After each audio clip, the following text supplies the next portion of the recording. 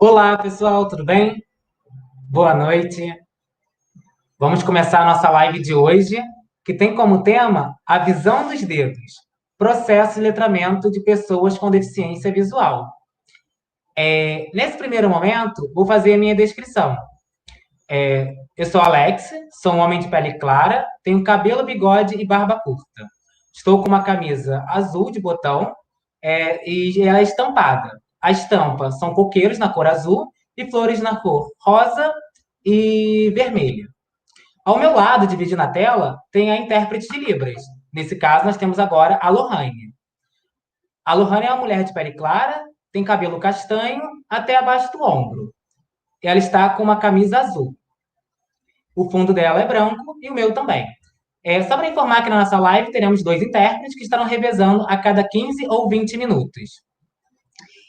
Só para informar, na nossa última live sobre visibilidade trans, nós ainda não enviamos os certificados. Então, estaremos enviando em breve para vocês. Para explicar um pouquinho, para quem já conhece, fico feliz de estarem aqui mais uma vez. E para quem não conhece, esse é o projeto Sinalidade. Sinalidade é um projeto de extensão da Faculdade de Letras da UFRJ. E o objetivo dele é discutir sobre a diversidade, inclusão e diferença, sempre em formato acessível. Esse projeto ele é sobre a minha coordenação, Alex Lins, e também do professor Paulo Tonani, que ambos estamos no Departamento de Letras Libras da UFRJ. E hoje a gente vai discutir um pouco mais sobre esse processo de letramento para pessoas com deficiência visual. E para isso, vamos trazer uma convidada muito especial, que é a Luciane Molina. Vou pedir agora o Luiz, da assistência técnica, para colocar a Luciane Molina na tela. Oi, Lu, tudo bem? Olá, tudo bem, Alex? Tudo Tudo ótimo. jóia? Muito feliz por estar aqui de novo com vocês para falar sobre um tema que é tão gostoso, sobre a deficiência visual e o processo de letramento dessas pessoas através do Braille, o que eu chamo de a visão dos dedos. Obrigada, Alex, pelo convite. A gente que agradece. Uhum. Nesse momento, a tela está dividida, tem três retângulos. Na parte superior, à esquerda, o Alex, à direita, a Luciane Molina, e na parte inferior, a intérprete de Libras. Só para contextualizar, a Luciane Molina é professora do AE, mestre em educação e consultora de audiodescrição. A gente pensou em fazer essa live justamente quando estávamos conversando um pouquinho e a gente percebeu que a gente precisava comentar um pouco mais, trazer isso para a discussão, que a gente sabe que a gente tem bastante discussões sobre o tema, mas é um tema que não se esgota, né? É um tema que é necessário discutir. E, nesse momento, vou pedir para a Luciane se apresentar, fazer a sua audiodescrição e também fazer alguma consideração inicial, caso queira. Ótimo. Então, novamente, boa noite, Alex, boa noite aos intérpretes, boa noite a quem está nos assistindo aí em casa. Eu sou uma mulher de pele clara, tenho cabelos castanhos, os óculos escuros e estou trajo hoje uma blusa cor de vinho com bordados nas laterais próximo aos ombros.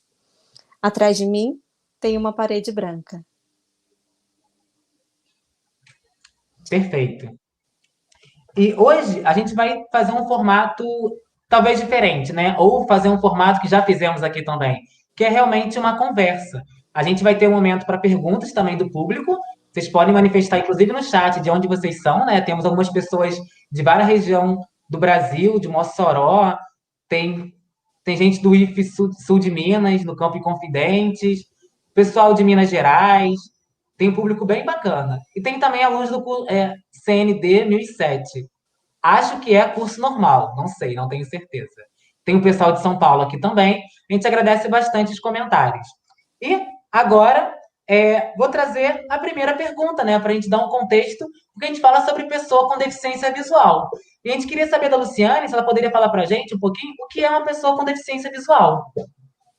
Claro, em primeiro lugar, esse tema ele é muito importante no cenário da educação, principalmente no cenário da educação especial e inclusiva, do qual eu faço parte e do qual eu atuo, no qual eu atuo há quase 20 anos, e ainda hoje eu percebo que muitos profissionais ainda não sentem-se seguros para trabalhar com pessoas com deficiência visual, para trabalhar a questão do letramento, da alfabetização braille.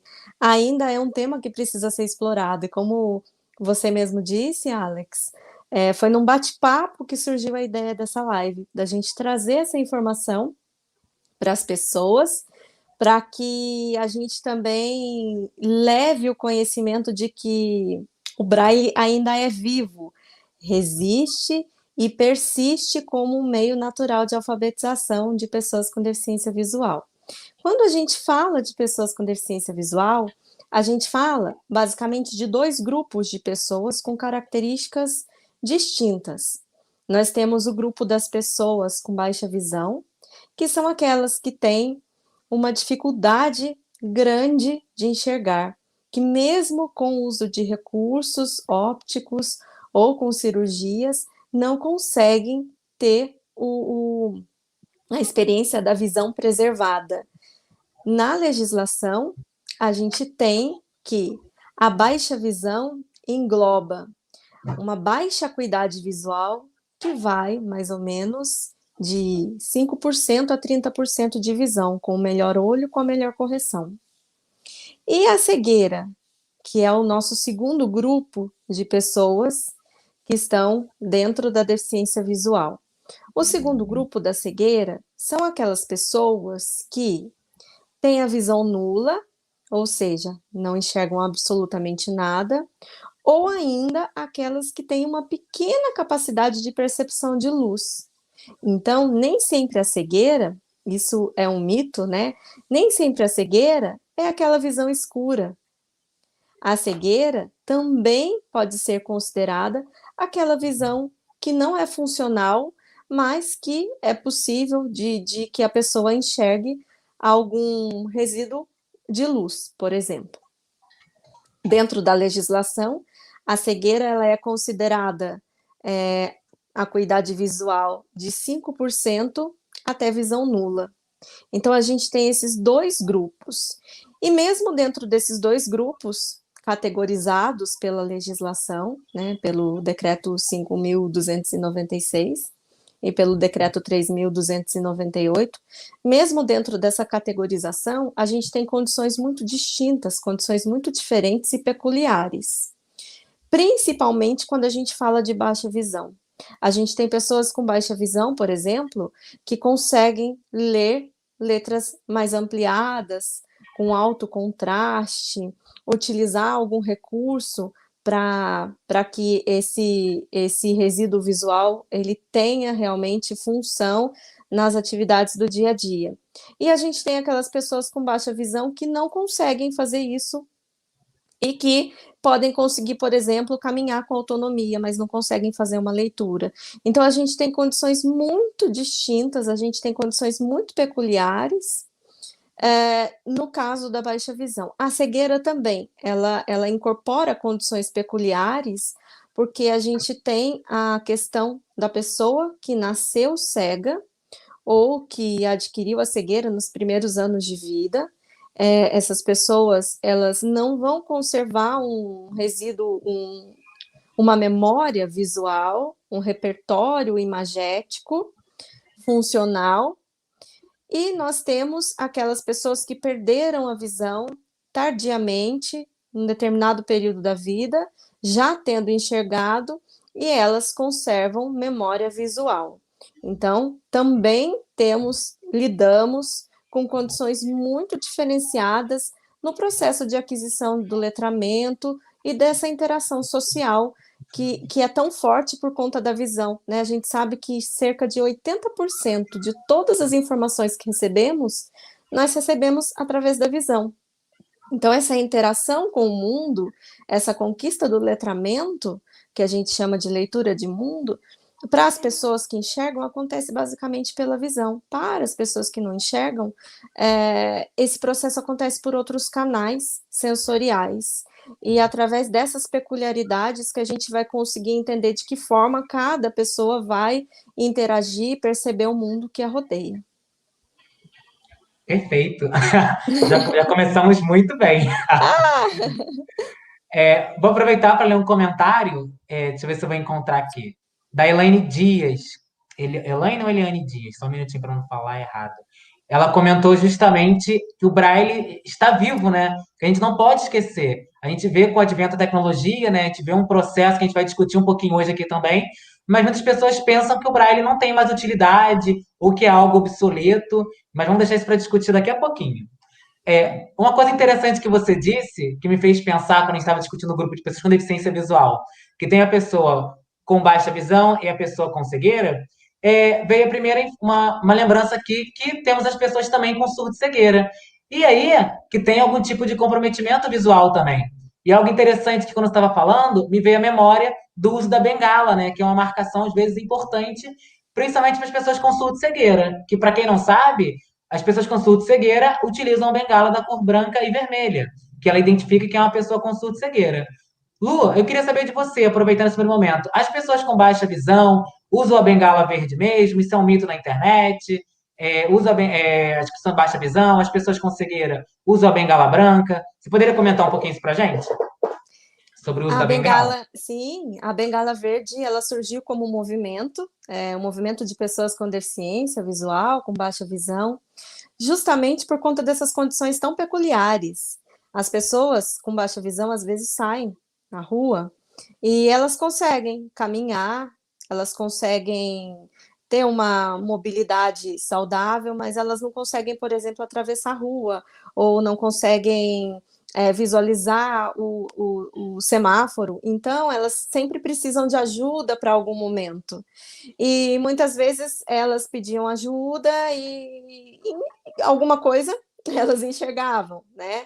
E aí as pessoas de fora, né, que não estão acostumados a conviver com a baixa visão, achavam aquela situação estranha. Isso era muito constrangedor para quem tem baixa visão, necessita de ajuda em alguns momentos, e outros consegue fazer o percurso com autonomia. Então surgiu esse movimento da bengala verde para visibilizar a pessoa com baixa visão, para mostrar para a sociedade que a pessoa com baixa visão ela tem alguns momentos em que o resíduo visual ele serve para auxiliar na locomoção, mas que elas também precisam de ajuda. É uma maneira da sociedade enxergar essa pessoa com as condições peculiares que elas têm.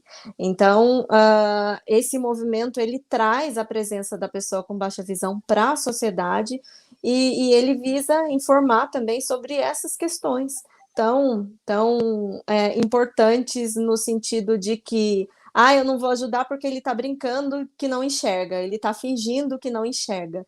Então é mais mesmo nesse sentido. E sim, pessoas cegas usam bengala branca, pessoas surdo-cega usam bengala vermelha e branca, e pessoas com baixa visão, a gente tem o movimento da bengala verde.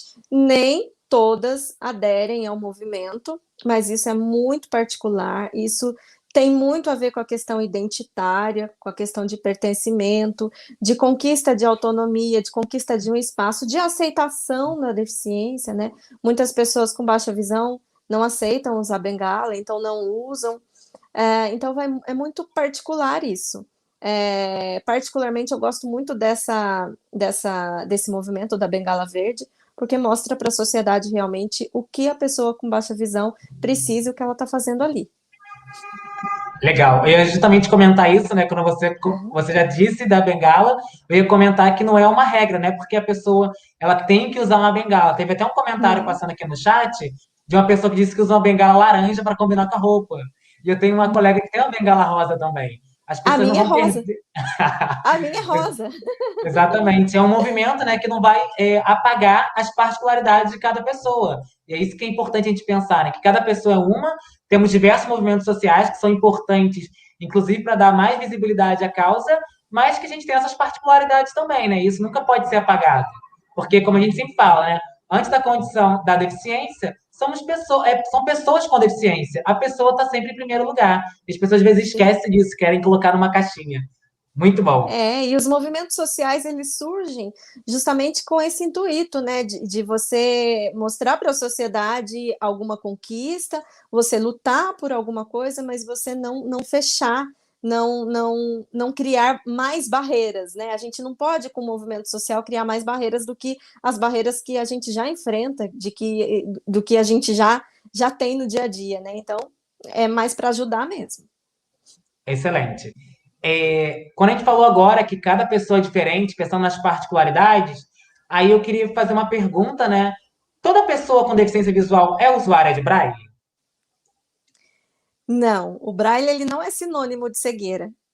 É muito comum que as pessoas relacionem a figura da pessoa com deficiência visual ao Braille, mas nem toda pessoa aprende e nem toda pessoa sabe ou nem toda pessoa usa o Braille. Há vários fatores para que isso aconteça. O Braille, ele é um processo natural de alfabetização da pessoa com deficiência visual que deve acontecer durante o processo de alfabetização, durante a escolarização. Mas a gente tem pessoas que perderam a visão depois desse processo acontecer e foram alfabetizadas em tinta. Em algum momento da vida, perderam a visão e precisaram transpor todo esse aprendizado para o Braille. Nesse sentido, é preciso ter um cuidado muito grande por conta da parte da estimulação tátil, da percepção áptica. Essa pessoa, ela vai precisar ter o sistema áptico, o tato, muito bem desenvolvido para desempenhar a leitura com fluidez, a leitura veloz, a leitura fluida. E a gente percebe que esse processo tem se dado de uma maneira muito superficial, que nem todos conseguem atingir um nível satisfatório de acesso ao Braille e de leitura fluente. A gente tem outra questão também relacionada ao uso do Braille, que são condições de saúde adversas. A gente tem algumas doenças, por exemplo, diabetes, algumas retinopatias, que interferem no tato, nessa percepção tátil. E isso também dificulta o aprendizado do Braille e a pessoa com deficiência visual acaba abandonando o aprendizado por conta dessas dificuldades todas.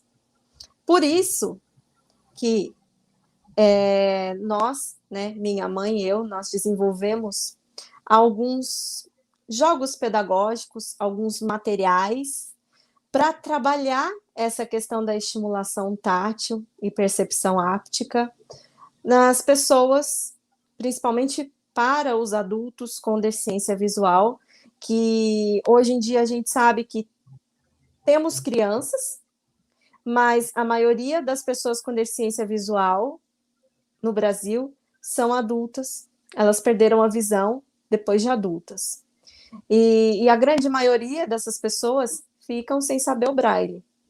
Então, o Braille fica como sendo um simples acessório nas caixinhas de medicamento, nas portas de banco, e a gente precisa ampliar esse uso para além das portas de banco, das caixinhas de medicamento, dos rótulos, enfim. E para isso nós criamos alguns materiais, porque a gente precisa entender o sistema Braille a partir de uma escala ampliada. Ou seja, eu vou mostrar aqui para vocês, esse é uma cela Braille, que é um esquema onde nós colocamos pontos em relevo, círculos em alto relevo. Esses círculos eles são encaixados e desencaixados para simular uma cela Braille, e assim a gente conseguir compor as letras do nosso alfabeto. O sistema Braille ele é composto por esses 6 círculos, né? Que no caso seriam 6 pontos, mas aqui a gente mostra numa escala muito ampliada. E a gente tem do lado esquerdo os pontos 1, 2 e 3, e do lado direito os pontos 4, 5, 6. Eu não sei como vai aparecer, se vai aparecer espelhado para vocês, mas é sempre do lado esquerdo os pontos 1, 2 e 3, lado direito 4, 5 e 6. Essa enumeração, ela foi preciso para a gente poder entender o arranjo desses pontos, né? Como que esses pontos eles são organizados para ele formar letras. Então aqui, se eu deixo, por exemplo, somente alguns pontos dispostos na célula Braille, eu deixei o 1 e o 4, eu formei a letra C. Então, cada arranjo, cada combinação é responsável por uma letra diferente. Eu começo a alfabetização Braille e eu sempre faço a alfabetização Braille partindo da percepção áptica, partindo da leitura. E depois que a pessoa consegue fazer essa leitura com qualidade, aí sim eu passo para fazer a escrita. Outro material que a gente utiliza nas aulas é esse material chamado de brailete. Consiste numa tábua com furinhos correspondentes às celas Braille, 6 furinhos, conjuntinhos de 6 furinhos. Eu tenho 10 celas Braille por linha e eu tenho 3 linhas. E eu vou encaixando pinos com a cabecinha redonda, para que eu possa formar letras. Então, na primeira linha, eu formei a palavra flor, na segunda linha, eu formei a palavra gigante, e na terceira linha, eu formei a palavra abelha. Então, esse material também, ele sugere uma estimulação tátil, do refinamento dessa percepção, para que a gente trabalhe a lateralidade, para que a gente trabalhe a questão espacial dos pontos, numa escala também ampliada. Eu tenho outros materiais, que essa cela Braille em tamanho reduzido, também com pontinhos, com pininhos que se encaixam e se desencaixam, e todo o nosso material, ele tem um corte na parte superior, 2 cortes na parte superior, para que a gente não vire a letra ao contrário, para que a letra não fique de ponta cabeça. Então, aqui no material que eu estou mostrando, que é uma cela Braille já num tamanho mais reduzido, com os pininhos, eu já tenho uma escala menor. Então, eu começo da escala grande, vou diminuindo essa escala. Aqui eu tenho uma ficha de leitura também, formada por pontinhos, com corte na lateral superior, e aqui eu tenho escrito a palavra década. Então, feito com EVA, feito com madeira, a gente usa materiais em casa para fazer esses jogos, esses brinquedos, que são materiais utilizados durante o processo de alfabetização. E para a criança, ó que graça, é um bonequinho, esse aqui é um bonequinho masculino, né, de chapeuzinho, de bonezinho, enfim. Na barriguinha dele eu tenho uma cela Braille com pontinhos que encaixam e que desencaixam também, para a gente formar letras. Aí eu tenho mais bonequinhos também. Tá dando para ver, Alex? Sim, sim. Primeiro o bonequinho, agora tem uma bonequinha. Tem uma bonequinha agora, também no mesmo esquema. Então, esses materiais, eles fazem a questão da percepção tátil ser desenvolvida durante o aprendizado do Braille. A gente não tem tempo de fazer isso no momento separado. A gente precisa fazer isso junto, em conjunto. Eu tenho esse outro material em dupla face, em que eu tenho num retângulo, né, num retângulo com os cortes na parte superior, a letra R em bastão maiúsculo, também em relevo, e na outra face, na face oposta, a correspondência da letra R em braille, que são os pontos 1, 2, 3 e 5. Então, todos esses materiais, a gente consegue explorar muitas atividades para que o braille ele seja absorvido e ele seja aprendido por mais pessoas, sejam elas adultas, sejam elas crianças, para que a gente entenda que o Braille ele faz parte da vida da pessoa com deficiência visual. Mesmo que ele não seja um leitor assíduo, mas ele vai utilizar o Braille, por exemplo, num rótulo, numa legenda, para etiquetar uma roupa. Então, o Braille ele é utilizado socialmente em vários momentos, não só para a literatura, para a escola, para a alfabetização em si, né, escolar, mas ele é um elemento de interação e de inclusão social para as pessoas com deficiência. Mas ele não pode ser visto como sinônimo de cegueira. A gente precisa Perfeito. entender isso. Só para avisar que nesse momento a gente teve a troca de intérprete, né? E agora tá o Eberson aqui conosco. O Eberson é um homem de pele branca, tem cabelo curto, penteado pro lado esquerdo. Ele tá com uma camisa azul marinho escura também. Ele é Lohane combinado, vou contar para vocês não, tá? Vai ficar todo mundo bonitinho na live. E o fundo dele é branco. É bem interessante quando você fala sobre esses aspectos, que a gente percebe realmente a importância, né, que o Braille tem nesse processo de letramento das pessoas com deficiência visual. A gente teve vários comentários aqui no YouTube, eu não consegui acompanhar todos, as pessoas estão quebrando nosso roteiro das perguntas para o final, mas a gente vai conseguir trazer algumas para cá também, acho que vai ser bem interessante. Aquele comentário do Braille foi realmente da Eliane Dias, que está aqui conosco, né? Tem uma pessoa especial assistindo nossa live, a Aime, nossa colega de audiodescrição também, que trabalha com a gente no Projeto Finalidade. A Aime está conosco assistindo. E tiveram vários comentários. Tem muitas pessoas de Secretaria de Educação, de setor de acessibilidade, que estão gostando bastante dessa conversa, que só começou, né? A gente está aqui na segunda pergunta ainda, né? Vamos ver o que vai dar por hoje, nessa noite. A gente aproveita para informar que a lista de presença está disponível na descrição do vídeo e também no chat. Então, basta preencher a lista de presença e aquelas pessoas com deficiência ou que tiveram alguma dificuldade em preencher, vocês podem estar enviando por e-mail o nome que a gente envia o certificado para vocês também, tá? Isso pode ser a qualquer momento, pode ser hoje, amanhã, depois de amanhã. Quando lembrar e puder, é só mandar que a gente envia o certificado. Eu vou pedir, eu acho que o e-mail está aqui, ver se o Luiz consegue colocar. É o nosso e-mail, que está aparecendo na tela, tá um letreiro escrito nosso e-mail, e o e-mail é sinalidade@letras.frj.br. Pode tirar?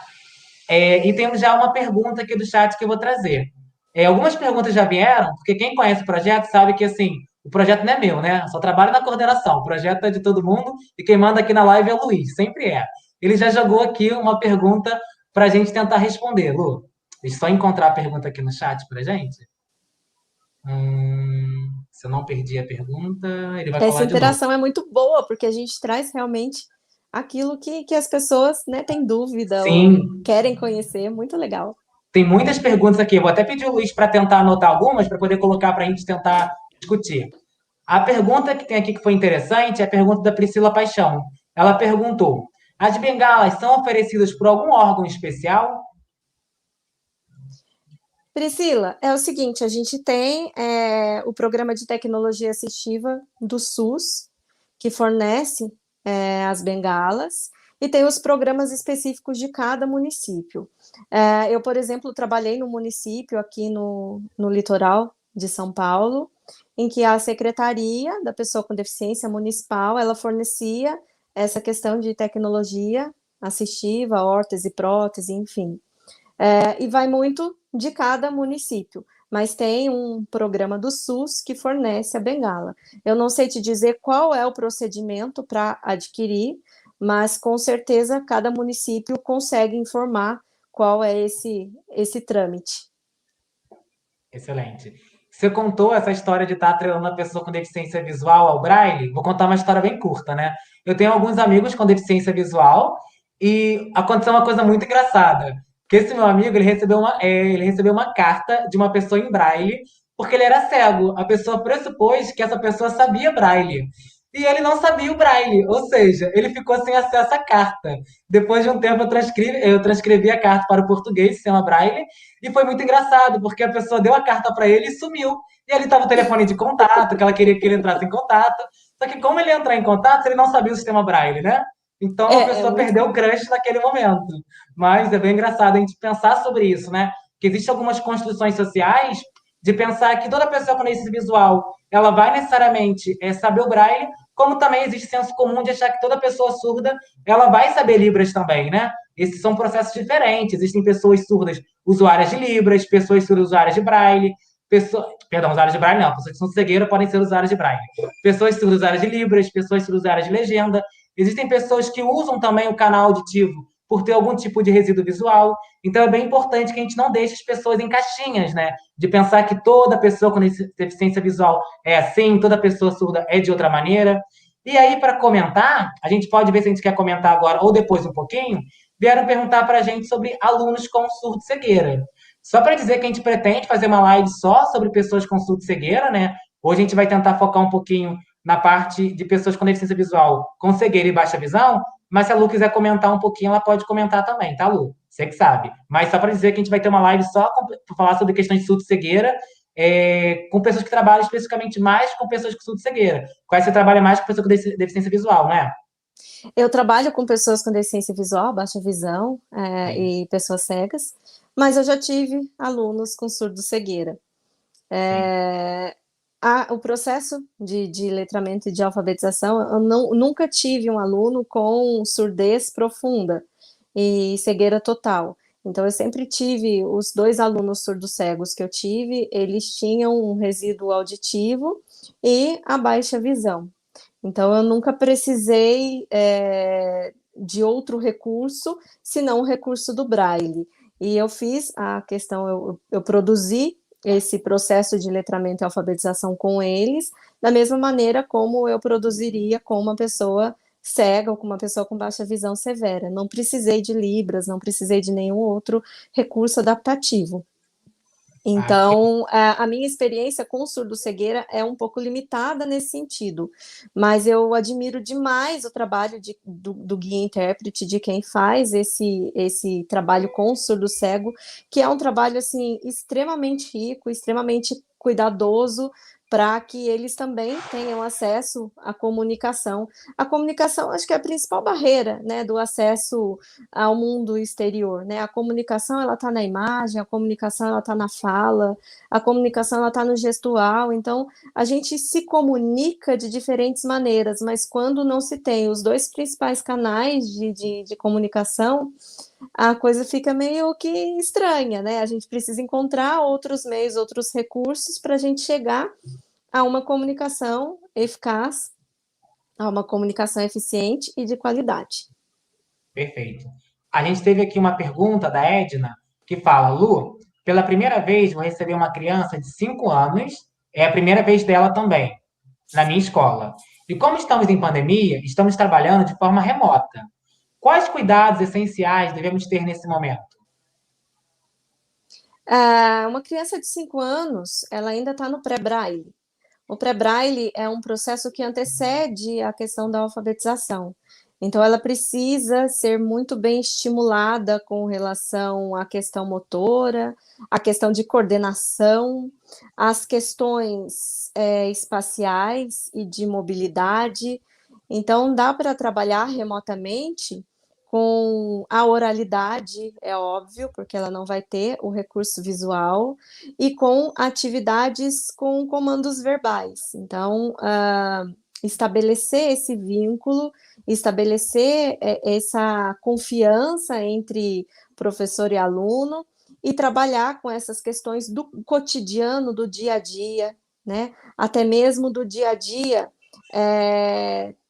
de alimentação da criança, de como que ela faz para pegar um garfo, para cortar um alimento, de como ela faz para encontrar um objeto que se perdeu ou caiu no chão, de como ela faz para encontrar a lateralidade direita e esquerda.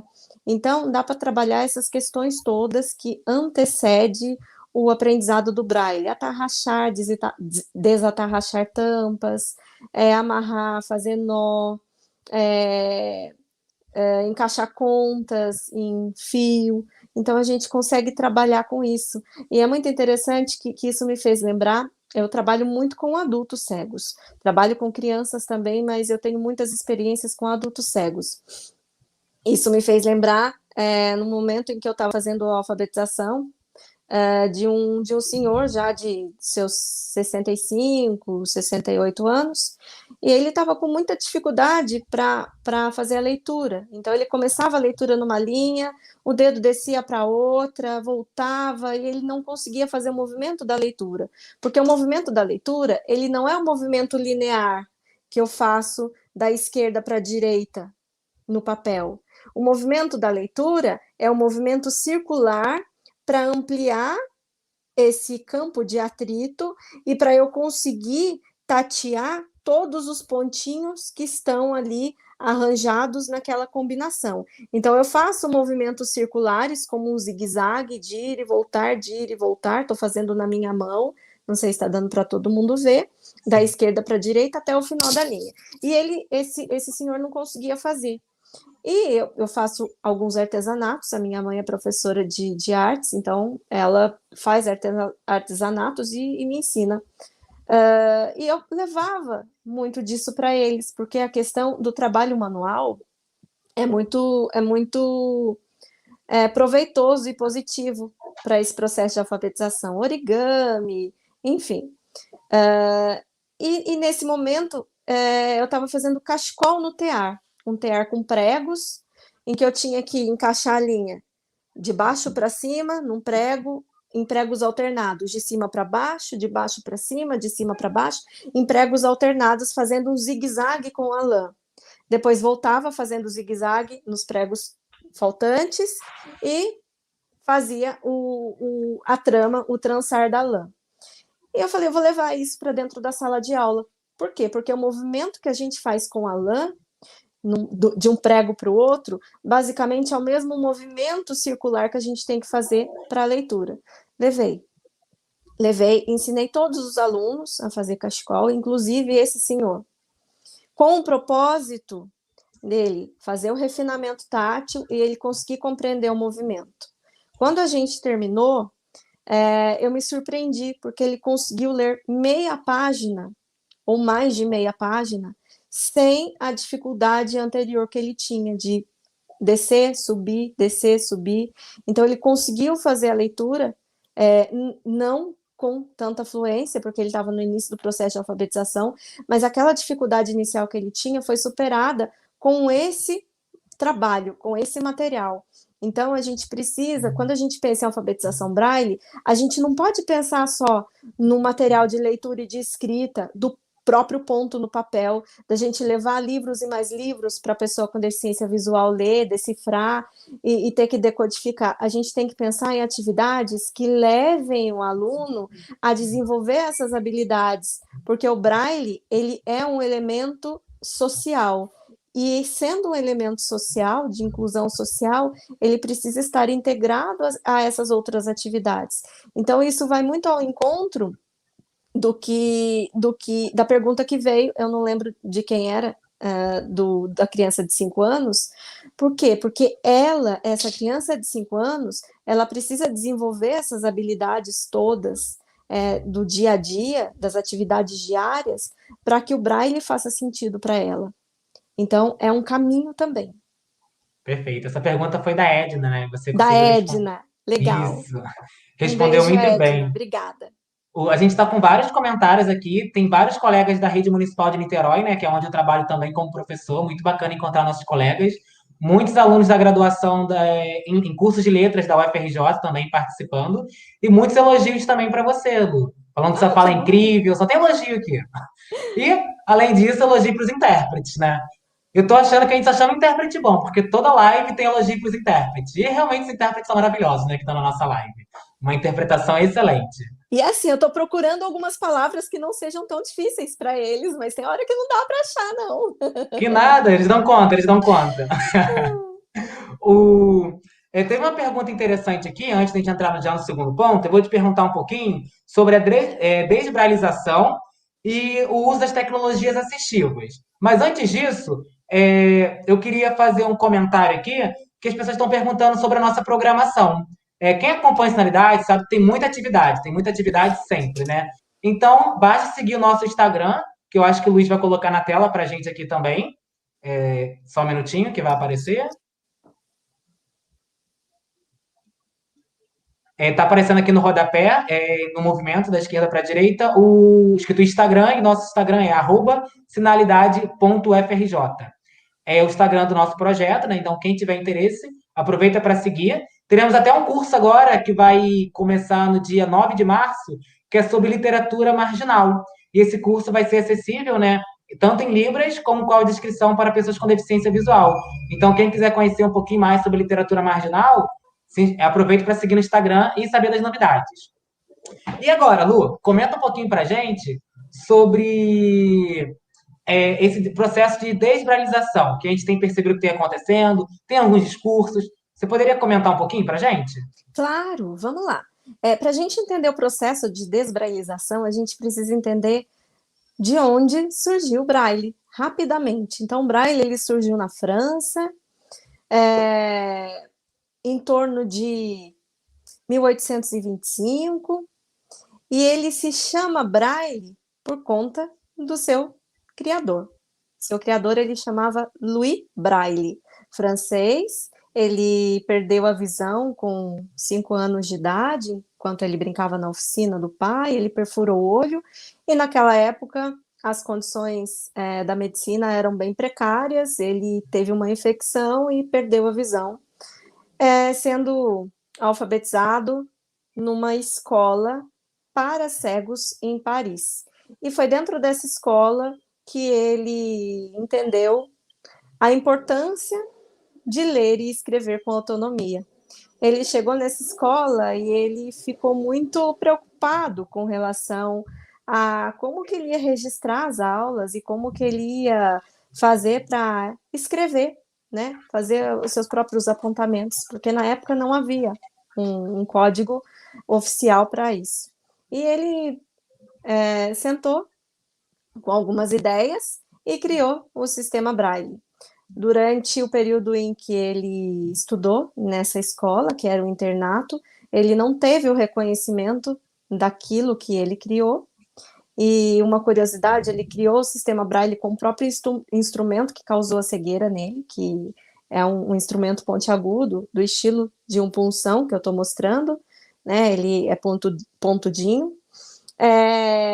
E somente depois que ele morreu vítima de tuberculose com 43 anos, em 1852, e 2 anos depois o sistema Braille foi oficializado mundialmente e o Brasil foi o primeiro país da América Latina a adotar o sistema Braille no Instituto Benjamin Constant, aí do Rio de Janeiro.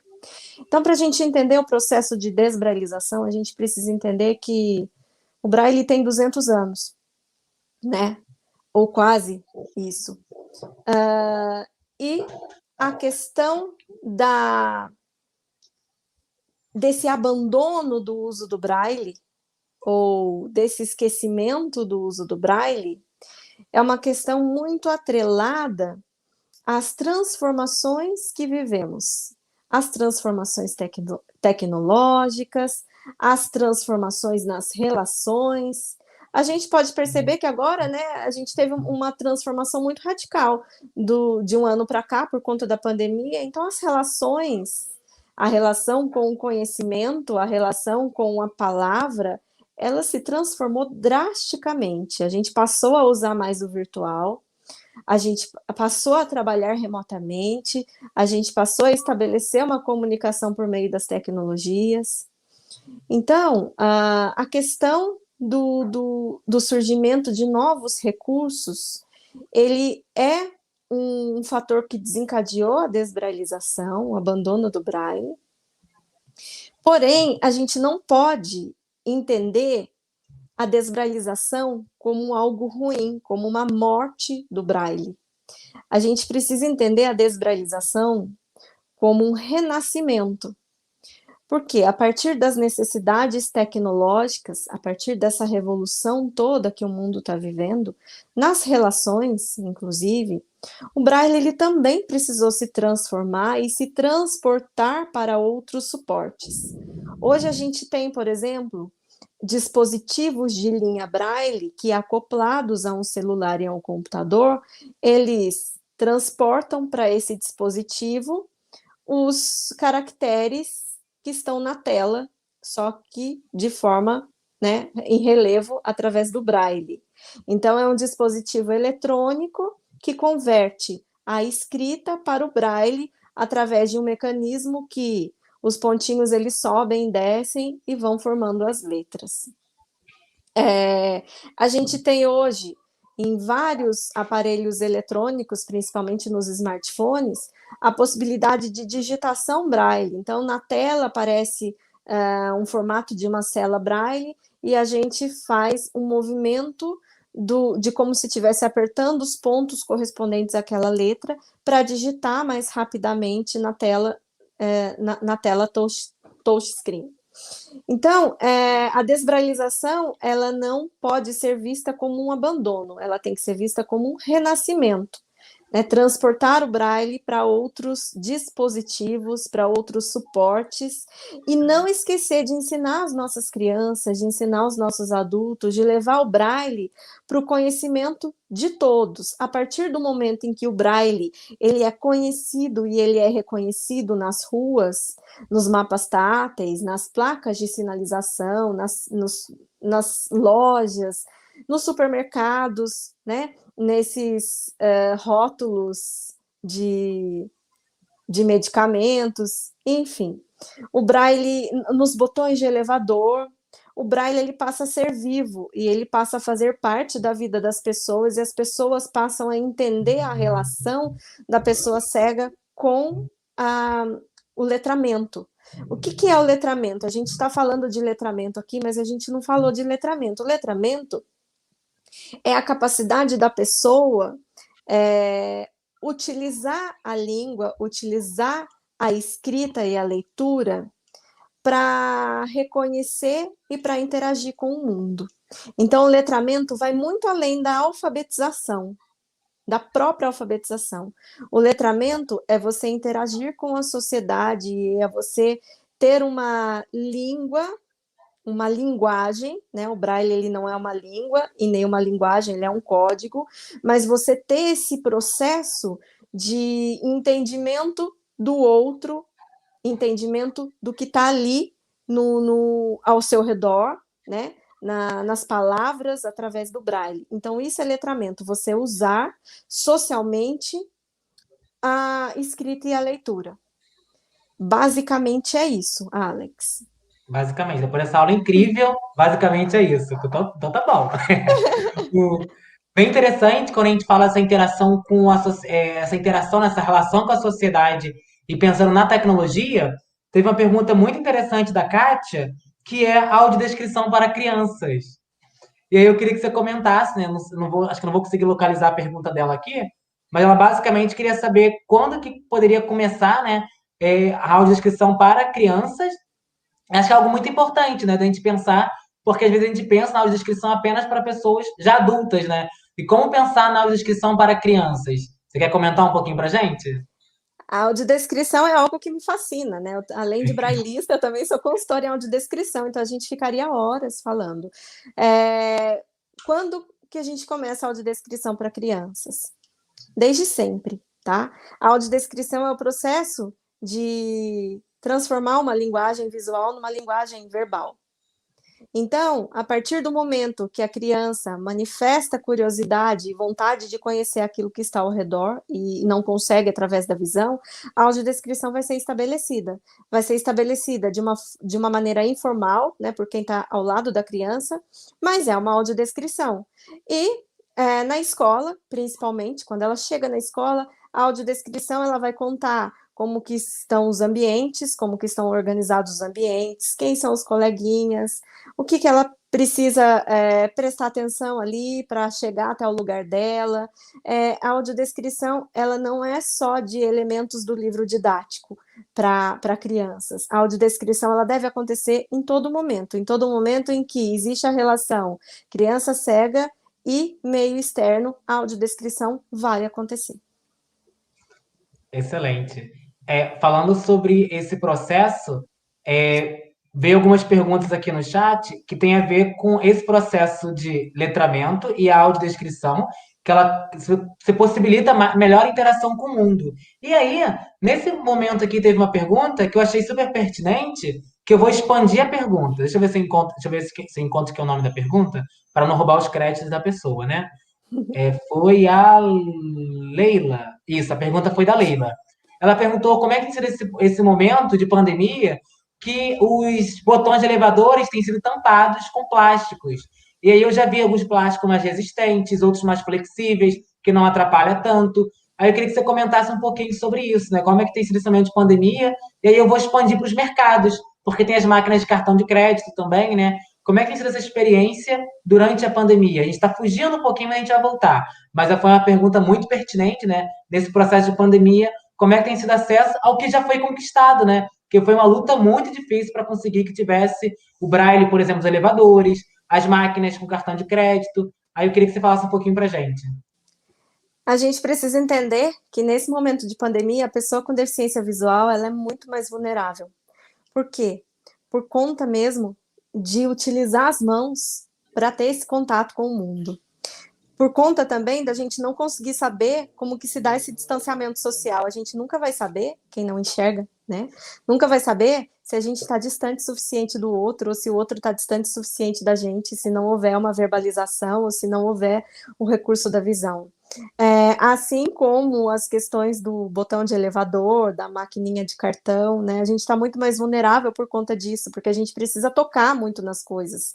É óbvio que o botão de elevador todo mundo tem que tocar, mas tem gente que toca com a caneta, com um pauzinho, com, sei lá, com alguma coisa, e não encosta o dedo. A gente precisa necessariamente encostar o dedo, a gente precisa tatear, a gente precisa experimentar essas sensações táteis para a gente conseguir entender.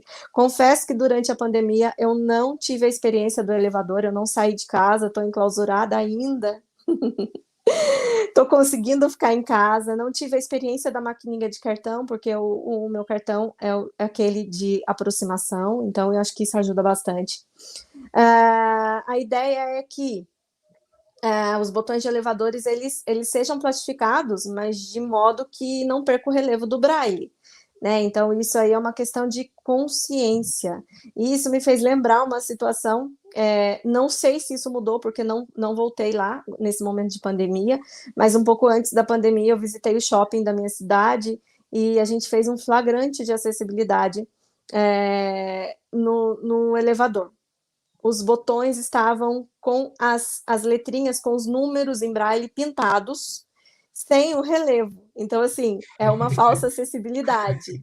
Então, tinha o desenho do braille, né, da numeração, mas não tinha o relevo. Então, assim, foi uma coisa absurda. A gente riu muito, porque é engraçado, mas é uma coisa muito triste. Por quê? Porque a gente sabe que quem fez aquilo não tem noção nenhuma do que é fazer acessibilidade para pessoas com deficiência visual, né?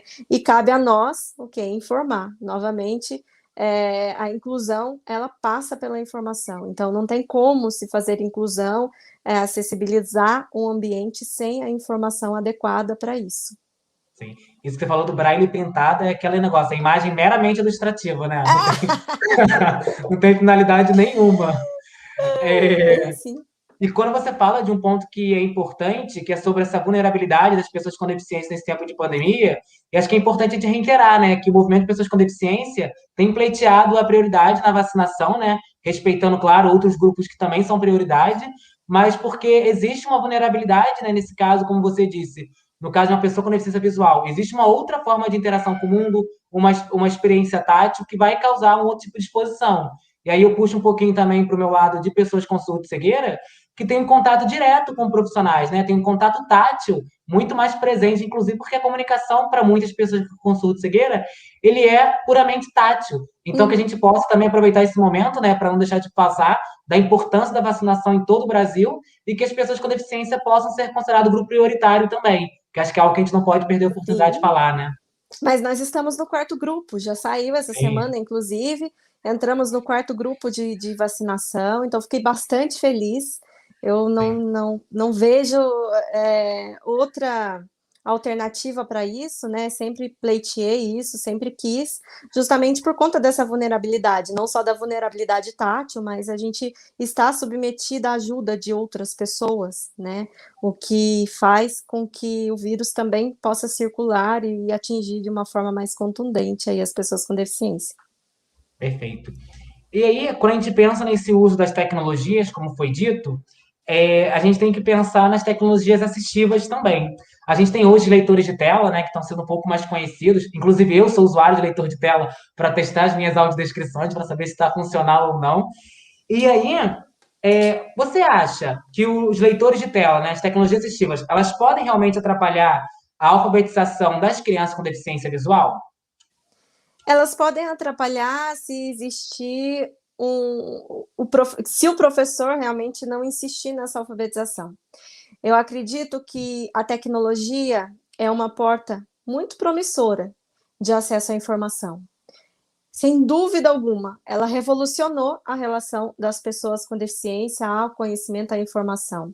A produção de material em braille, ela é muito custosa, tanto financeiramente, como o tempo que se utiliza para produzir um livro em braille, os profissionais que são necessários para isso, o maquinário, todo equipamento, enfim. A tecnologia, ela veio trazer essa facilidade de acesso. Porém, eu entendo que isso não substitui a alfabetização. Não é porque a gente usa tecnologia que a gente vai deixar de ser alfabetizado, no caso da pessoa que enxerga, que nós chamamos de vidente, com a letra cursiva. Assim é com a pessoa com deficiência visual. A gente não pode esquecer que o braille é o processo natural de alfabetização, que é o sistema em que a pessoa com deficiência visual vai ter acesso direto à grafia das palavras, vai ter acesso à questão da estética textual, ela vai ter acesso, inúmeros acessos, que através do computador ou da síntese de voz ela não teria de forma direta, facilitada. Ela até consegue soletrar uma palavra, uma frase, utilizando o leitor de telas, mas não de uma forma direta, ela vai estar ouvindo. Então, ela não vai ter essa experiência tátil do toque, ela não vai ter essa percepção. Tem um estudo que informa que um leitor, uma pessoa que é leitor de braille, utiliza a mesma área cerebral de alguém que enxerga e faz a leitura visual. Então, esse córtex cerebral, ele é estimulado da mesma maneira para quem lê com os olhos e para quem lê com o tato. E isso não é possível com a informatização, né? Com a informática com o leitor de telas. A gente precisa entender que os dois processos devem caminhar juntos, um não se contrapõe ao outro. A gente não tem esse poder de falar o braille é melhor do que a tecnologia é melhor do que o braille. Os dois são importantes para esse acesso à informação. A gente não pode jamais esquecer disso. Só que em algumas escolas, por exemplo, a questão do braille tem ficado em segundo plano, até por conta de falta de formação continuada para os professores, ausência de materiais, inúmeros outros fatores que acabam contribuindo para que o braille ele fique em segundo plano e ele não seja estimulado e visto com bons olhos pelos professores. Essa questão da formação continuada é muito importante, né? Porque a formação continuada é um dever nosso, né? Enquanto profissionais da educação, de estar em processo de formação. E as instituições também, elas têm que entender o papel que elas têm em oferecer as formações continuadas. Tanto a instituição que nos contrata, né? Bem como as outras instituições formadoras, no caso as universidades, institutos federais, universidades privadas também, que oferecem bastante atividades. E Sim. aí, teve um comentário aqui no chat que há cursos de Libras, mas não há curso de Braille. E aí eu queria fazer essa pergunta. Você tem percebido que tem tido menos curso de Braille? Você falou que está no segundo plano, né? A oferta de curso de Braille tem diminuído, tem crescido Muito. bastante. Você oferece curso de Braille, não oferece, Edu? Ofereço. A procura tem sido muito pequena e a oferta dos cursos também tem diminuído bastante. E o curso de Braille, ele precisa da prática, né? É óbvio que a gente trabalha a teoria, né? A relação teoria e prática é importante, mas o curso de Braille ele precisa da prática. Por quê? Eu vou ensinar uma pessoa que enxerga a ensinar uma pessoa que não enxerga. Então, são dois processos diferentes no mesmo curso. Inclusive, já aproveitando o espaço, eu estou com inscrições abertas para um curso de Braille que vai começar no dia 20 de março.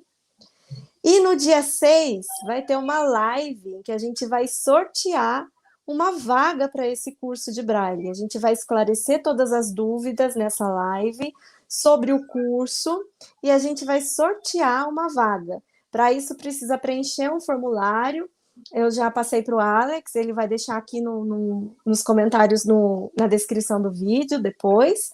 Então, entrem, quem quiser participar do sorteio, a gente vai oferecer uma vaga, vai isentar o profissional, o cursista das mensalidades, e a gente vai falar sobre o curso que começa no dia 20 de março e que tem como principal objetivo a formação continuada de profissionais que querem atuar no ensino de pessoas com deficiência visual através do Braille.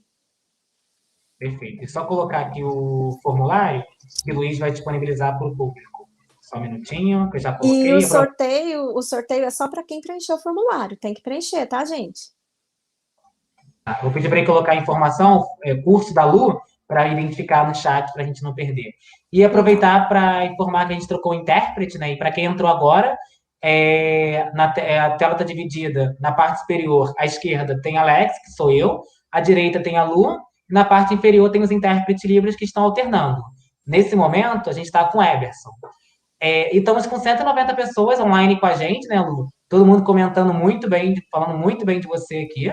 Que legal, gente. Só Muito tem comentário obrigada pela positivo. participação. Lu é maravilhosa, Lu é incrível, excelente palestrante. Não dá nem para ler, de tantos comentários positivos e muitos coraçõezinhos também. E teve algumas perguntas aqui da Ana Paula falando sobre a falta de material e tem outros comentários que complementam, né? Mas basicamente, esses comentários estão discutindo da falta de material para utilizar com crianças com deficiência visual nas escolas. Você poderia falar um pouquinho da falta de material e as possibilidades de material também? A gente sabe que existem materiais mais custosos, alguns materiais menos custosos, que podem ser produzidos, inclusive, por nós, professores. Aí eu queria que você comentasse um pouquinho sobre isso. Então, todos esses materiais que eu mostrei aqui no início da live foram materiais construídos em casa, com recursos que a gente tem enquanto professor, né? EVA, pinos que a gente compra em ferragem, em loja de material de construção, madeira, MDF e tantos outros materiais que a gente pode utilizar para construir. Então, a criatividade nesse ponto, ela precisa ser bem exacerbada aí, né?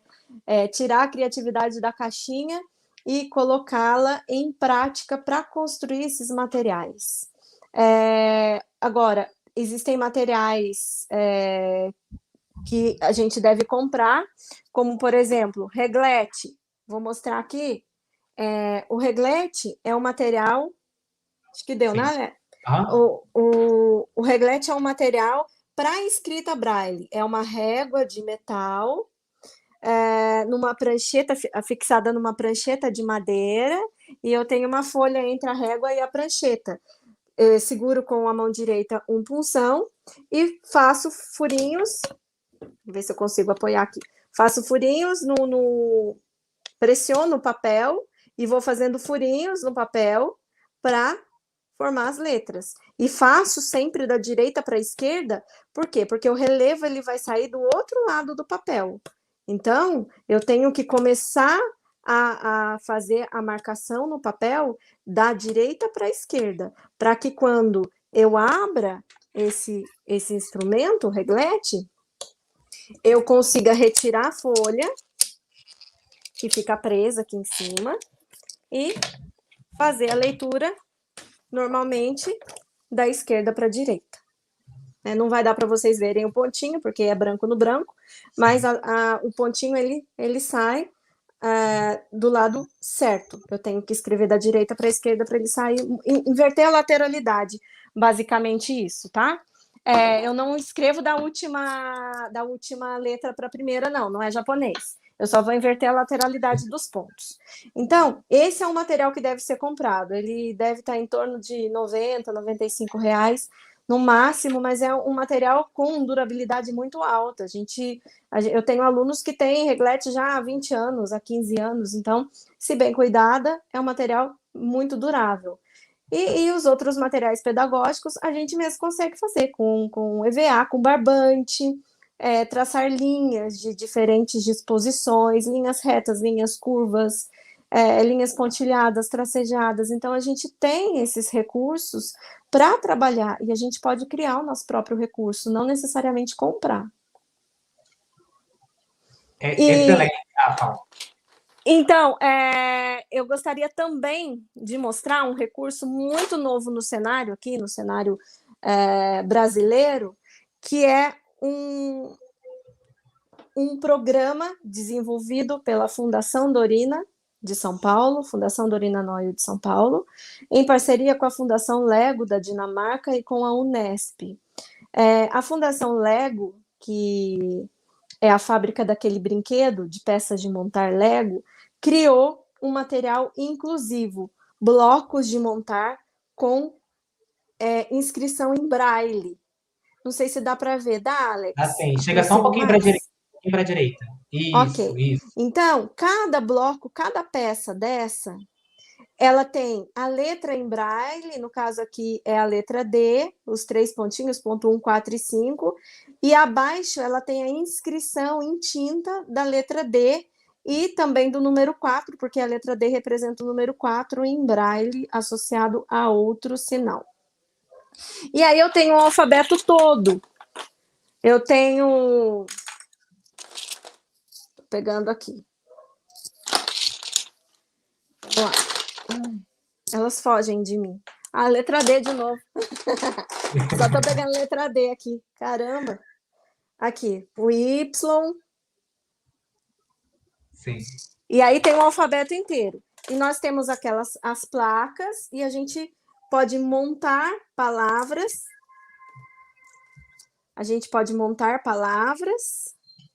Aqui está escrito fita, na primeira linha está escrito fita.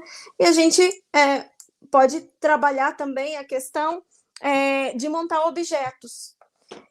A Fundação Lego da Dinamarca com a Fundação Dorina, em parceria com a Unesp, estão ofertando para instituições formação sobre o uso desse material. Inclusive, eu participo do programa, tem mais pessoas que participam, é um programa muito legal e é um programa inovador, porque a gente trabalha com material inclusivo, um material que tem o sistema Braille, mas tem a inscrição em tinta ali também, para que todo mundo possa participar da brincadeira, para que todo mundo possa usar. E quem aqui nunca brincou de Lego quando criança, né? O Lego é algo que fascina a criança. Então dá para a gente brincar, dá para a gente montar objetos, dá para a gente trabalhar a questão da formação de palavras, dá para a gente trabalhar esquema corporal, e é um material assim super inovador. Então esse material é super bacana, mas é um material que não está disponível para venda ainda, tá? Mas tem algumas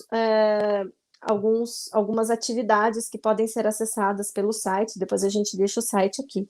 Eu queria mostrar isso para vocês e dizer que é um material super inovador. Se alguém tiver oportunidade de ter acesso a alguma instituição que tem esse material, é muito legal conhecer.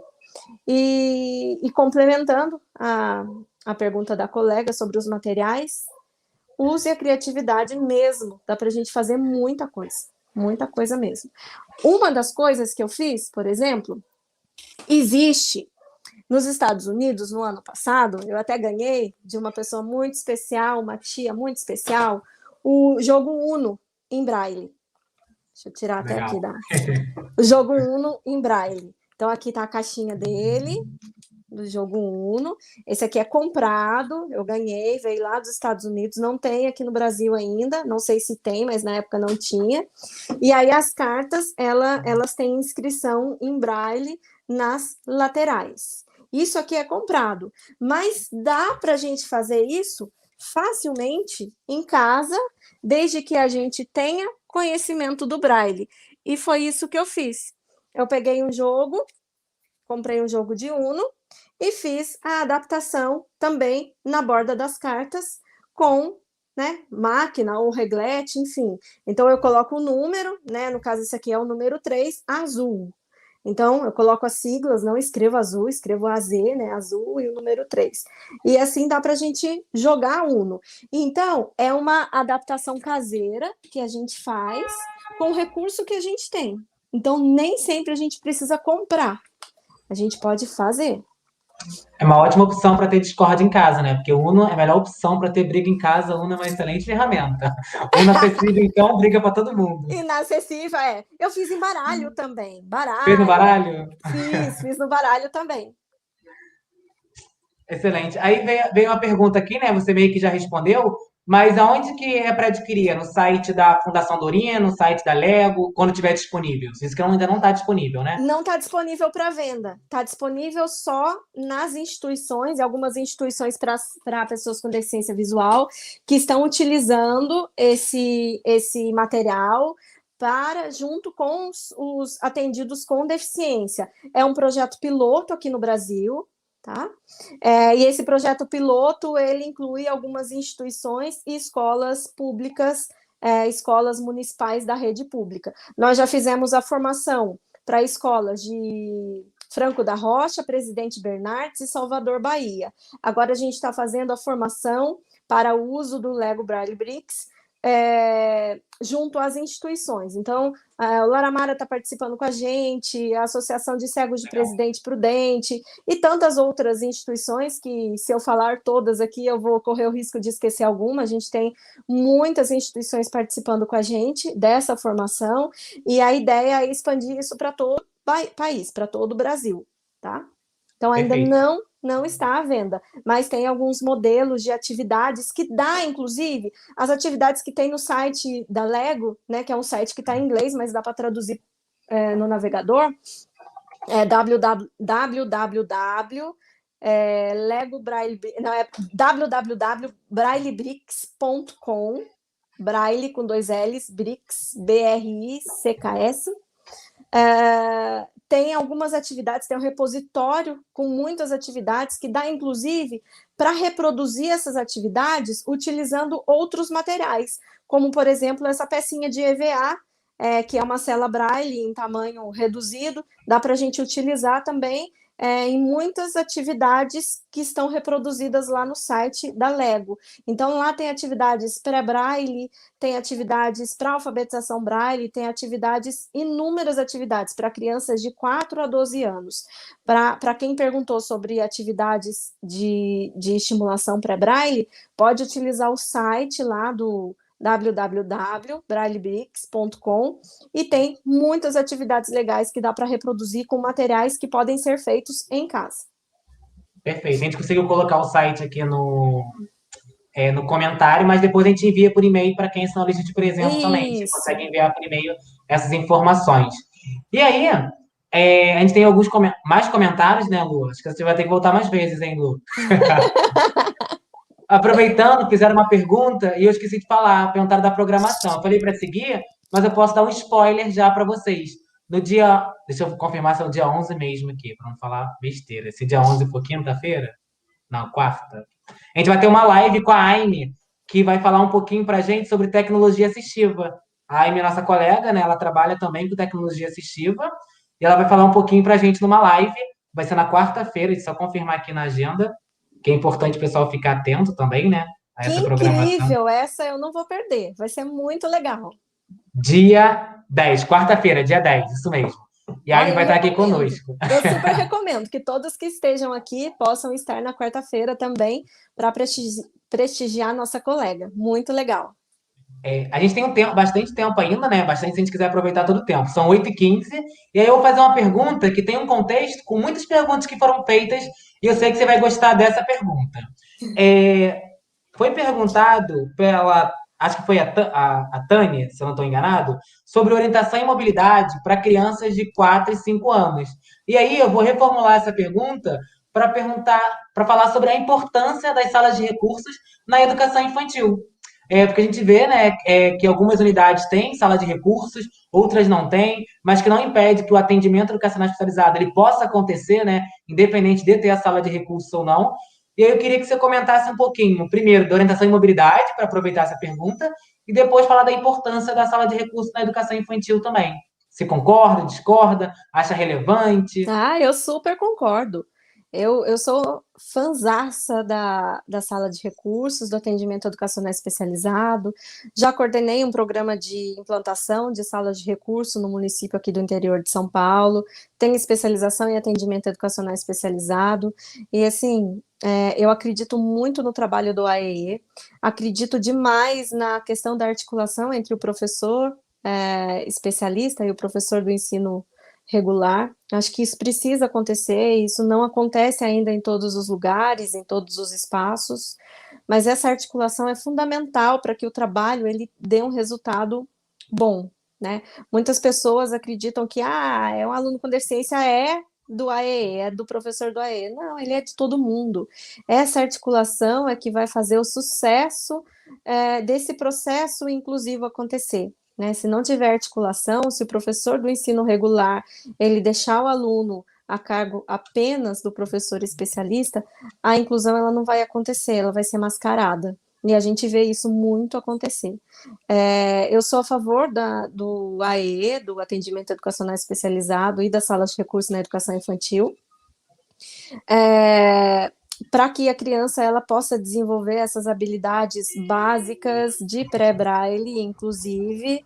Porém, a gente sabe que a educação infantil já é uma etapa em que todas as crianças que enxergam ou não, que escutam ou não, elas passam por esse momento de estimulação, né? Então, elas precisam conviver com essas crianças, participar de atividades comuns com todas as crianças, sem perder de vista a importância da sala de recurso nesse processo de desenvolvimento de habilidades próprias do uso de recursos como do uso da bengala, do uso de materiais específicos da leitura e da escrita braille, da questão mesmo do soroban, que é a matemática adaptada. Então, ele já vai começar, a partir daí, a entender esse universo que é tão diverso, né? Agora, com relação a bengalas para crianças da educação infantil. A pré-bengala, ela acontece desde muito cedo, né? Em que a criança ela vai ser estimulada a entender a sua lateralidade, o seu lugar no espaço, a orientar-se nesse espaço e a locomover-se nesse espaço com segurança, através de algumas técnicas de rastreamento com as mãos, com os pés. A própria questão do desenvolvimento da marcha é super importante, a gente acha que não, mas a questão da marcha, de você desenvolver uma marcha com segurança, com autonomia, e ela se relaciona muito com a questão do aprendizado do Braille lá no futuro, porque o corpo ele interage com todos os aspectos sensoriais possíveis. Então, a gente precisa entender que a orientação e mobilidade para crianças não é só o uso da bengala, é o desenvolvimento dessas habilidades de percepção corporal, do conhecimento de quem eu sou no mundo, né? Do reconhecimento das partes do corpo, do reconhecimento do eu, para que futuramente o uso da bengala aconteça de uma forma mais saudável, sem muitos traumas para a criança. Sim, a sala de recurso ela é super importante, né? Se as pessoas Muito. talvez valorizassem mais a sala de recurso de educação infantil, muitos alunos teriam menos comprometimento pela ausência de recurso que ele poderia ter tido logo na primeira infância, né? Isso potencializaria Sim. muito o aprendizado. E aí teve alguns comentários aqui também que falava sobre o mau uso da sala de recurso, ou seja, professores que não têm a formação adequada ou não sabem utilizar os recursos das salas de recursos, porque as salas de recursos do programa, né, que foram implementadas, ou outras de alguns municípios, eu, por exemplo, trabalhei minha vida inteira como professor, não tem muito tempo não, né, porque eu sou bem jovem, mas assim, toda essa pouca vida que eu tenho, Também ficou ruim, essa frase ficou péssima. Esse pouco tempo de vida que eu tenho, tem muita vida aqui, muita energia, inclusive. Esse pouco tempo de vida que eu tenho, eu trabalhei todo ele como professor da educação especial, e a maior parte em sala de recursos.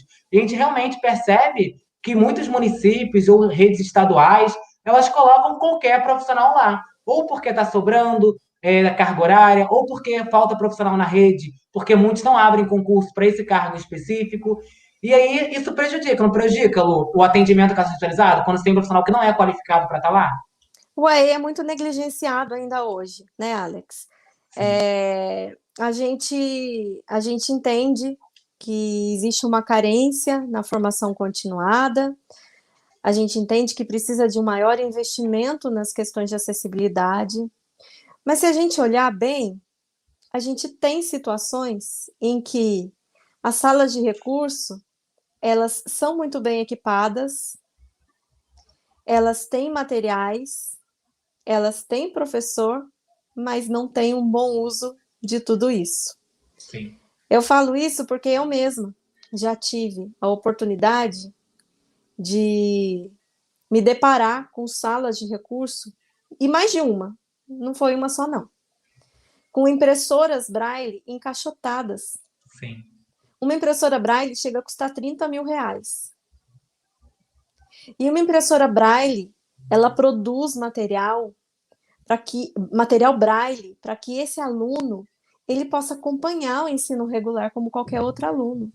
Uma impressora Braille fechada, lacrada na caixa, ela tira a oportunidade de muitos alunos aprenderem, de muitos alunos serem incluídos no ensino regular.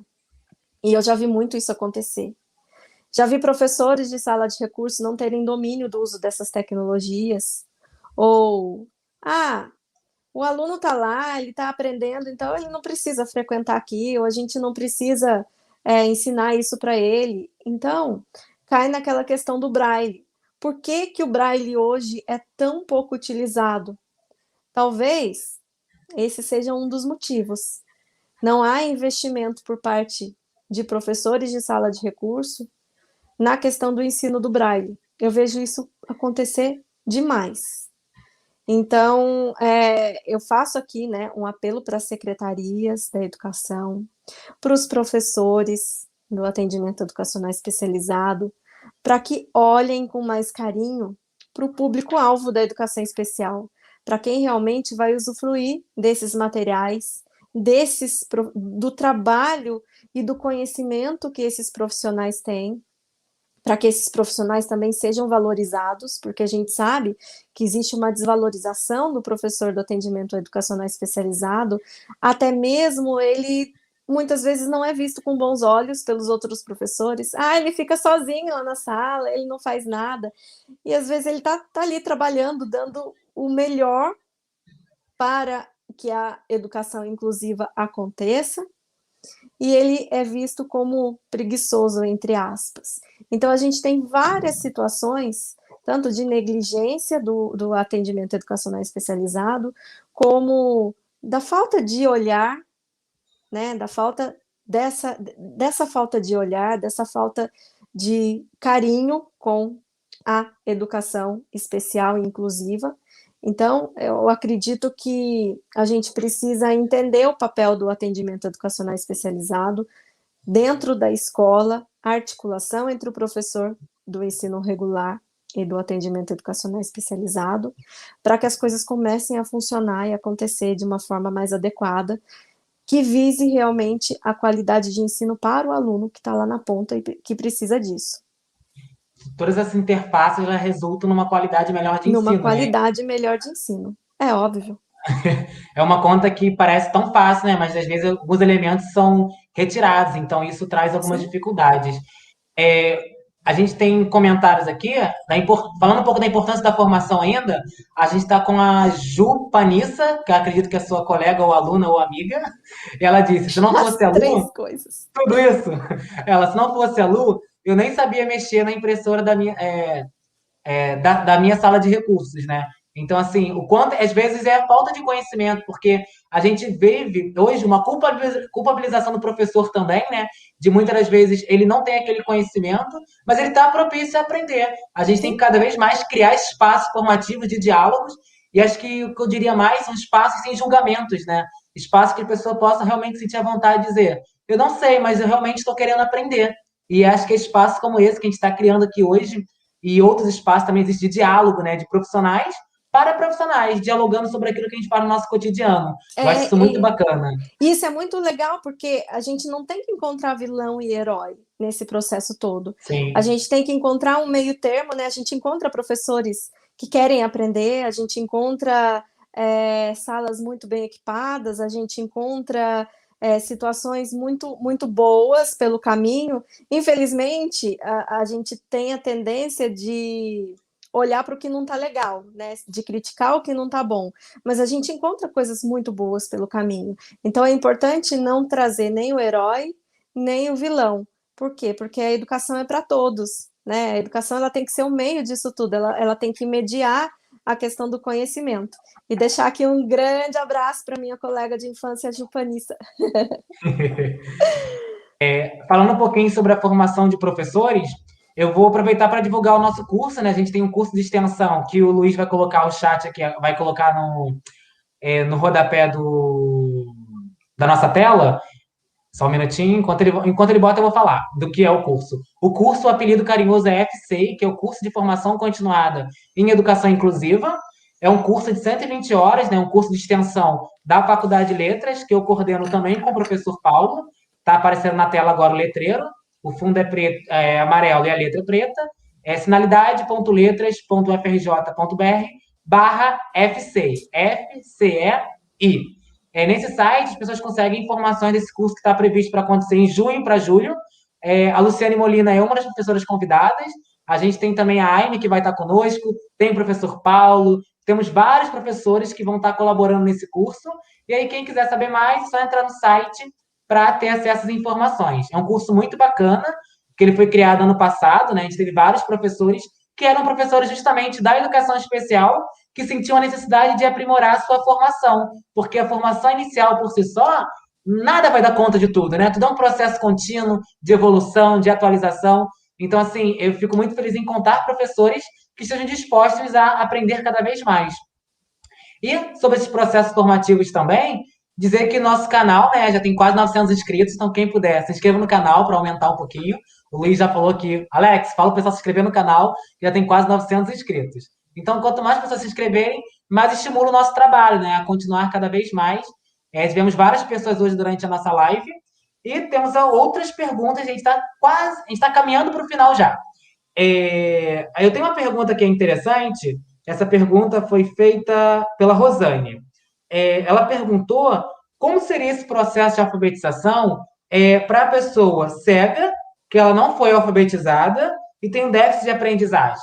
Como seria esse processo? Existe algo diferente nisso? Existem algumas particularidades que têm que ser vistas, seja relevante comentar?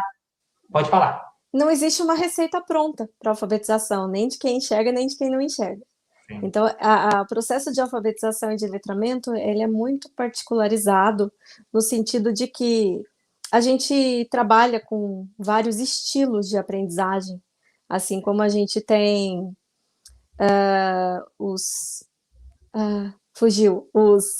as inteligências múltiplas, Sim. né? A gente trabalha com a questão das inteligências múltiplas no sentido de que existem diferentes estilos de aprendizagem. A gente não tem um único caminho para se chegar na alfabetização braille. Então, tudo isso é feito em parceria. A gente precisa entender o que aquela criança precisa, a gente tem que trabalhar com a família para ver qual é a relação da família com a questão da perda visual daquela criança.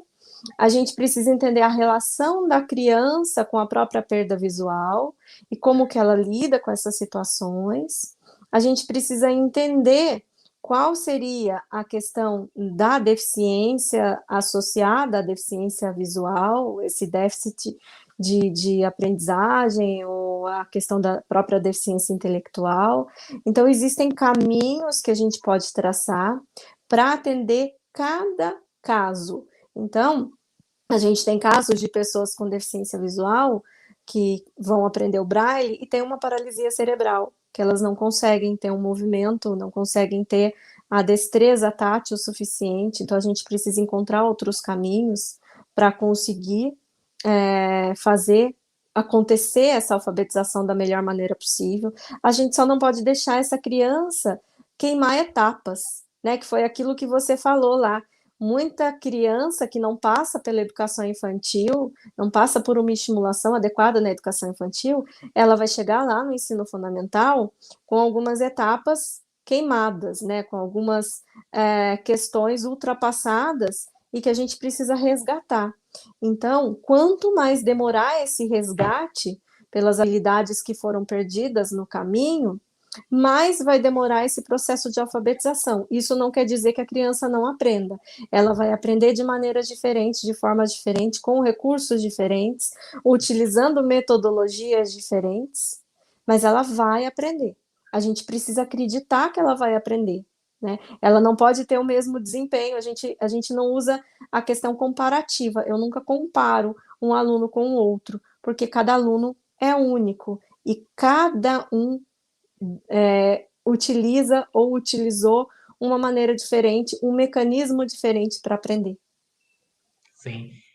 Talvez quando a gente começar a aprender, né, entender esse lugar de que a educação não é um processo hegemônico, né, a gente tem que entender Sim, que existem muitas particularidades, e quando a gente começa a olhar o aluno, a gente percebe que o caminho ele vai se construindo, né, nesse se processo de constrói. ensino-aprendizagem. Às vezes a gente fica travado, né, nós professores fica travado com medo, né, o que trava é muito mais o medo do que, na verdade, uma dificuldade real. Porque Sim, a gente tem uma formação no processo de ensino-aprendizagem. Todos nós, professores, somos capazes de ensinar. A formação especializada em educação especial, ela vai trazer recursos e técnicas específicas que podem aprimorar cada vez mais o nosso trabalho. Mas isso não quer sim. dizer que aquele que não tem não vai ter condições de fazer também. Isso é bem interessante. Muito interessante. E talvez a formação ela traga caminhos para você, ela abra a sua percepção para novos caminhos. Sim, Ela não te traz algo fixo, né? Algo que é isso e acabou, né? Pronto e acabado. Não, ela te traz o caminho. Poxa, eu não sei o que eu vou fazer aqui, mas agora eu tenho como buscar, eu tenho a quem recorrer, eu tenho um exemplo de alguém que eu posso utilizar aqui no meu dia a dia.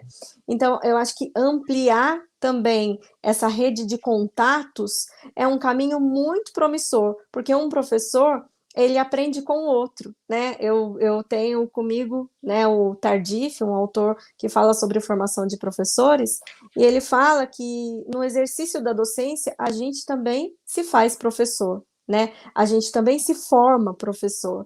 A formação inicial, ela não deve finalizar ali com o recebimento do diploma, ela não finaliza com a colação de grau.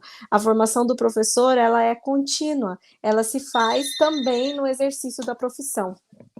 Então, isso é legal da gente trazer aqui, por quê? Porque isso responde também à questão da Rosana, essa inquietação da Rosana com relação a como que eu vou alfabetizar, como que eu vou entender essas dificuldades de aprendizagem de um aluno. Eu vou entender essa dificuldade de aprendizagem acreditando que ele vai conseguir aprender de uma maneira diferente, mas eu vou acreditar que ele vai conseguir aprender. Eu vou usar recursos, eu vou usar ferramentas, eu vou conversar com outros profissionais. Talvez eu não consiga fazer sozinho, mas teve alguém que já fez antes de mim, e eu vou buscar esses caminhos.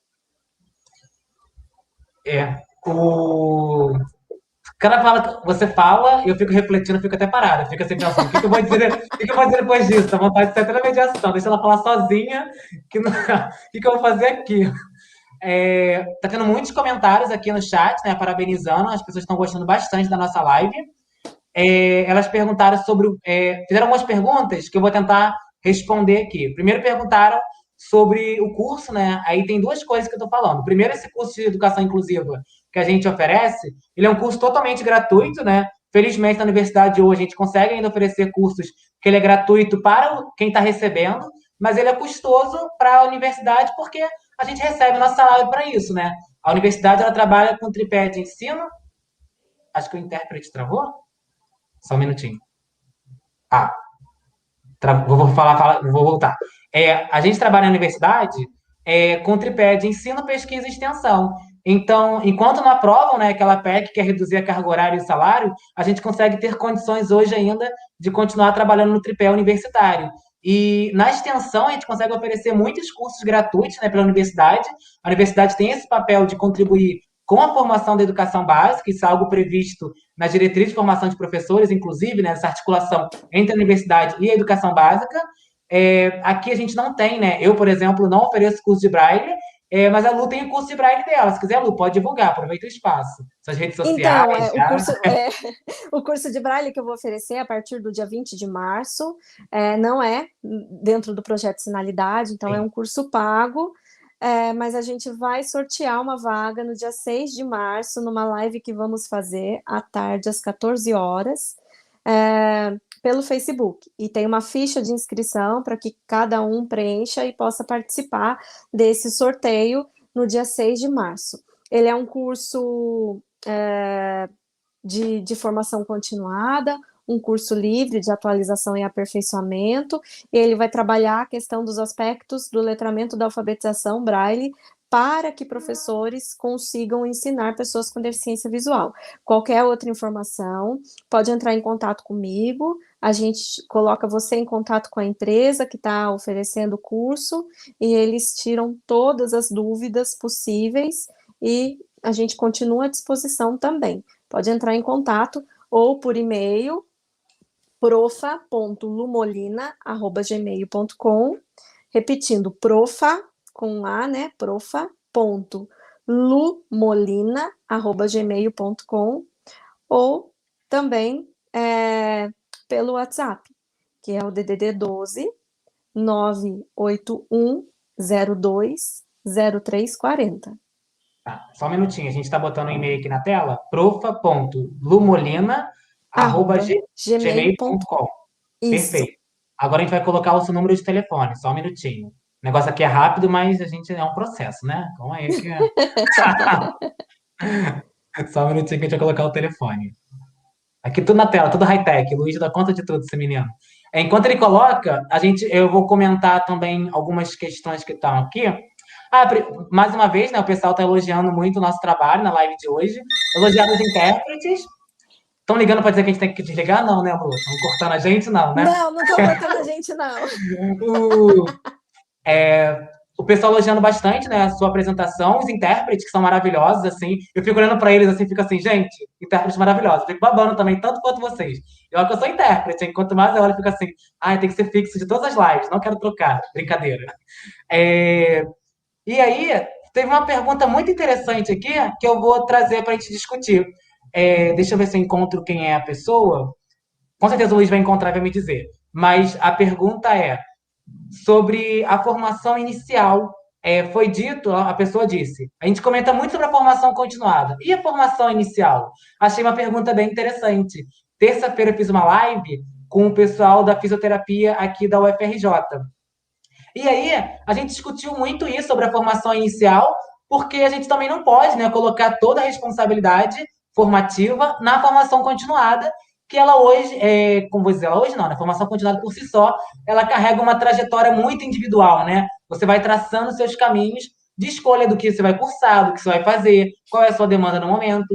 E como a gente pensar um pouquinho sobre a educação especial dentro da formação inicial? Por exemplo, só para dar um comentário, quando eu estava cursando aqui pedagogia na UF, tinha um leque de possibilidades, tinha disciplina de braille, tinha disciplina de altas habilidades de superdotação, tinha disciplina de robótica educacional, tinha disciplina de educação especial 1, 2, Libras 1, Libras 2, material didático para surdos, e eu achei aquela experiência incrível, mas eu sei que ela não é compartilhada por todos os colegas, né?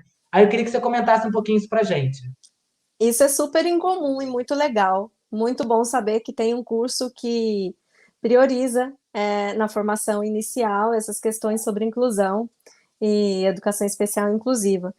Mas isso que você falou é fato, isso não é compartilhado por todo mundo. Isso não é todo mundo que tem acesso a isso.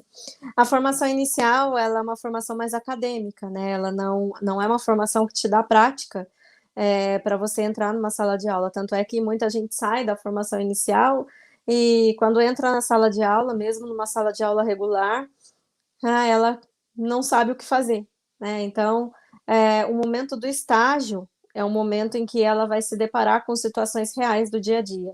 Mas a formação inicial ela é muito acadêmica.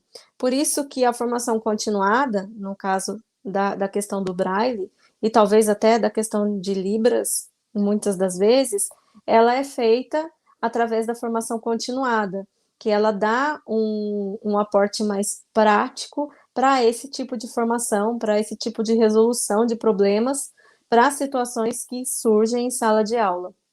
Elas são formações mais específicas, mais práticas, mais diretas. E só que eu acho muito importante essa abordagem na formação inicial também. É óbvio que na formação inicial isso não vai ter uma profundidade que merece por conta da quantidade de disciplinas que a gente tem, mas hoje a gente vê que nas licenciaturas, né, nos cursos de saúde, não tenho certeza se no de saúde são todos, mas nos de licenciatura a gente tem a disciplina de Libras obrigatória. O Braille não se tem nada ainda que seja obrigatório dentro da formação inicial. Então, o que se vê é muito superficial e a gente só vai encontrar algum aprofundamento, certo aprofundamento, na formação continuada. O que, de certa forma, supre, né, essa defasagem da formação inicial, mas não deixa de ser um momento de reflexão, né? Por que não levar isso para dentro da formação inicial também? Exatamente. E aqui, por exemplo, existe a Diretriz Nacional de Extensão Universitária que fala que os cursos de graduação eles devem ter pelo menos 10% da carga horária de currículo composta por extensão. E aí a gente tem que começar a entender também que a formação inicial é muito mais do que as disciplinas da graduação, né? Sim. É importante a gente entender que a universidade é algo muito mais do que a disciplina de graduação. A gente tem grupo de pesquisa, laboratórios, projetos. Isso também é uma interface que a gente tem que saber aproveitar também, né? Existem muitas universidades que oferecem cursos de extensão na área do Braille, tanto na área do Braille como na área de Libras ou de outras questões da educação especial, inclusiva, que precisam ser aproveitados e absorvidos pelos alunos, né? Em contrapartida, esses dias eu estava pesquisando na internet sobre algumas pós-graduações, lato sensu mesmo, eu Sim. encontrei algumas de Braille, e aí eu fui ver o conteúdo programático. Por incrível que pareça, eu encontrei uma pós-graduação de 1.000 horas e dessas 1.000 horas, 40 horas só era de ensino do Braille. E o restante eram disciplinas comuns da educação especial inclusiva. Achei outra de 600 e poucas horas também, com 40 horas, 35, 40 horas, não me lembro bem. Então, a gente tem inúmeras formações em lato sensu na área do Braille, mas quando a gente vai ver, são formações academicistas que não dão a questão da prática, não levam o aluno a utilizar esse recurso como realmente deve ser utilizado. Então, a gente também tem que tomar muito cuidado, até que ponto uma disciplina na formação inicial ou num curso de lato sensu vai ser adequada para que o aluno ele saia dali com condições de atuar e de praticar aquilo, né? Muitas vezes um curso de extensão ou um curso de atualização profissional, ele tem condições de colocar essa pessoa no mercado de trabalho com mais qualidade para que a pessoa com deficiência receba esse profissional, receba o conhecimento desse profissional nesse processo de ensino e aprendizagem que vai ser estabelecido dentro de sala de recursos, dentro do ensino regular, enfim. Então, a gente também tem que trazer essa reflexão, né? Será que somente o nome da disciplina, será que somente a disciplina dentro de uma formação inicial é suficiente, né? Lu, você pode repetir o número de telefone que a gente não conseguiu registrar aqui pra gente? DDD 12 É o seu número mesmo? é o meu número. Ah, tá. Então eu vou colocar aqui no chat, porque eu já digitei, fiquei na dúvida. Você imagina se não é o número dela, eu divulgo pro Brasil todo. Coloquei aqui no chat, o Luiz vai colocar aqui pra gente. Tá Só um bom. minutinho. É, O pessoal está comentando sobre a formação inicial, a sua didática é incrível, né, também. Sobre o curso, a gente vai mandar os contatos da Luciana, a da Luciane Molina, por e-mail para vocês também. O telefone está aparecendo na tela, celular da Lu, DD12, o número 981020340, correto? Lu? Oi, Ah, isso. Não, eu então tô tá pensando certo. que você tá conferindo aí com o legendista. Não, eu tava cobrindo com você. 12, Não, tá 9. correto, Então tá certo. corretíssimo. Perdão, eu achei Perfeito. que você estava perguntando pro legendista aí. Nada. A gente agradece, né? As pessoas estão comentando aqui. A gente vai, são 8h45. Agora a gente vai realmente caminhar para o final, senão a gente fala aqui até amanhã, né? Os intérpretes querem descansar também, a gente quer descansar. E agradecer as pessoas que estiveram aqui conosco. Mais uma vez, eu queria agradecer a presença dos intérpretes de Libras, que fazem um trabalho fundamental, né, no processo de acessibilidade. A gente tem visto o crescimento da presença de intérpretes nas atividades online, o que é um ganho para a comunidade surda, porque a gente tem que parar também com isso de pensar que as pessoas com deficiência visual só querem saber coisas de deficiência visual. E as pessoas surdas só querem saber coisas de surdos. As pessoas querem saber o que elas quiserem saber, né? E tem que ter acesso para isso. Nesse momento você está tendo a troca de intérprete, né? A Lohane voltou para a tela conosco e o Eberson vai ficar na posição de intérprete de apoio. Eu acho que não tem mais nenhuma pergunta aqui. O pessoal comentou da mediação, né? Eu adoro mediar, gente. Se eu pudesse, ficava aqui o dia inteiro, todo dia. Mas adoro estar aqui com vocês nessa mediação. Para mim é um espaço muito confortável de conversar com colegas que são profissionais da educação básica e do ensino superior também. Mas eu vou confessar, não conto para ninguém não, mas eu adoro conversar com professores da educação básica, porque eu me sinto realmente em casa com meus colegas do campo de atuação. Lu, eu acho que a gente conseguiu discutir bastante coisa, né? Muita coisa, foi muito legal. Acho que a gente ampliou mais o leque do que a gente tinha pensado inicialmente. A gente respondeu algumas questões. E se tiverem outras questões que, porventura, vão surgindo aí no decorrer do dia a dia de vocês, pode perguntar, manda mensagem, manda e-mail. Eu também vou dar uma passadinha no chat para responder algumas questões depois que acabar a live. E ó, um super abraço para esses intérpretes fantásticos aí que deram conta da nossa live com mais de 1h30 de duração. Foi muito legal. Obrigada pelo convite, Alex. Gosto muito de falar sobre esse assunto. Se deixar aqui, eu varo a noite, fico até amanhã falando. É um tema que não esgota nunca, porque a gente quer que as pessoas realmente conheçam, que as pessoas façam essa reflexão sobre, né, de que maneira podem contribuir para que a educação ela seja melhor para todos, inclusive para pessoas com deficiência. E foi maravilhoso estar aqui de novo. Foi a minha segunda live com o Alex, maravilhoso mediador.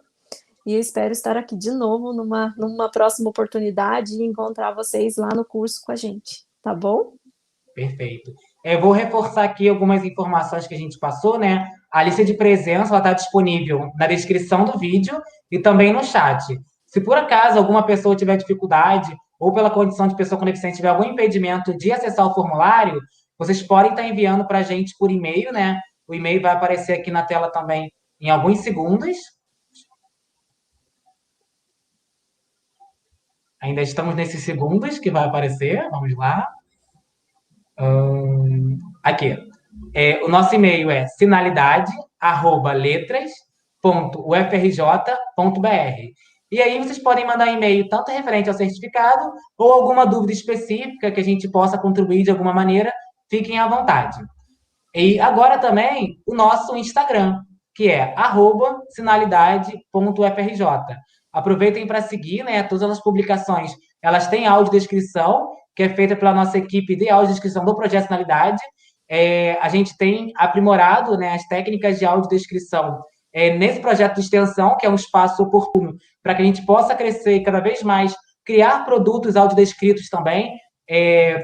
Audiodescrição é um processo riquíssimo, né, de muito conhecimento.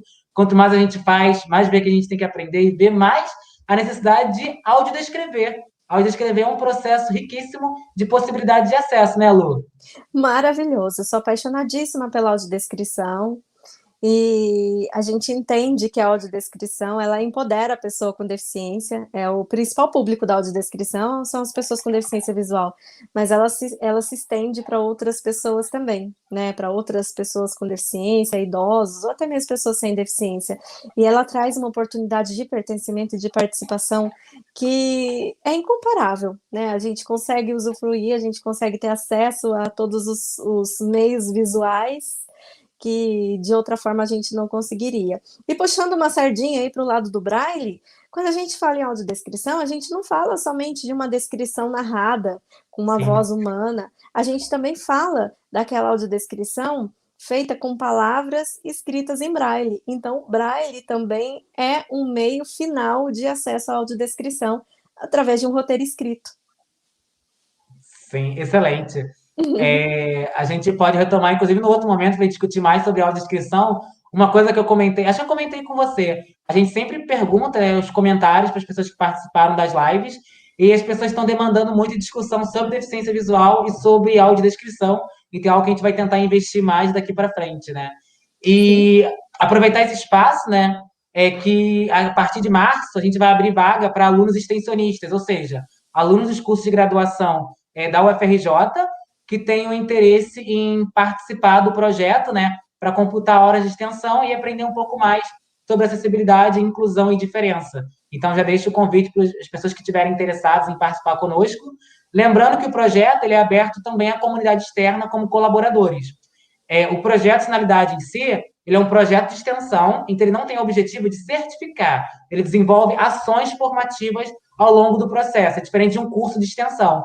Então, quem quiser atuar conosco, tanto na equipe de audiodescrição, na equipe de interpretação para Libras, a gente tem uma equipe muito rica, né? Tem vários núcleos que pensa a produção de materiais, que pensa a produção de organizar nossas lives.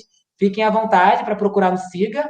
Podem mandar e-mail que a gente responde, né? A gente tem várias equipes, inclusive uma equipe de secretaria, porque a gente faz tantas atividades que a gente tem que criar uma secretaria do projeto para dar conta de tudo isso que a gente tenta criar esse espaço, né? Aproveitar esse espaço da universidade, que é um espaço que a gente entende que é um lugar privilegiado ainda, e cada vez mais chegar a toda a população, né? Chegar às pessoas que realmente querem ter acesso a esse processo formativo e às vezes não encontram oportunidade.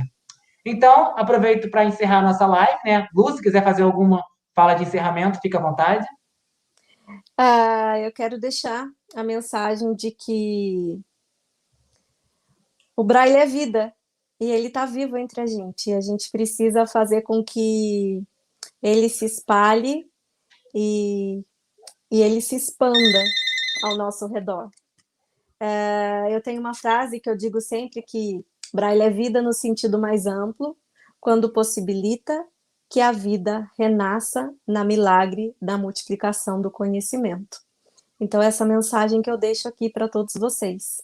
Nós falamos hoje sobre Braille, sobre pessoas com deficiência visual, cegos e com baixa visão, e eu gostaria de vislumbrar a educação inclusiva repleta de profissionais que valorizem o ensino do Braille, de pessoas com deficiência que acreditem na sua capacidade de aprender o Braille e que as tecnologias possam caminhar juntas, paralelas, Braille e tecnologia, e não como contraditórias entre si, né? Elas não são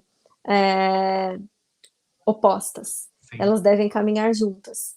E a mensagem final é do Braille como um recurso social. Vamos explorar mais o Braille que tem ao nosso redor, vamos conhecer mais o que tem ao nosso redor, prestar atenção, né, quantas informações que a pessoa com deficiência visual que não sabe Braille, ou então para a pessoa com deficiência visual que sabe Braille e que não consegue ter acesso, porque as informações, na maioria das vezes, não tem Braille, né?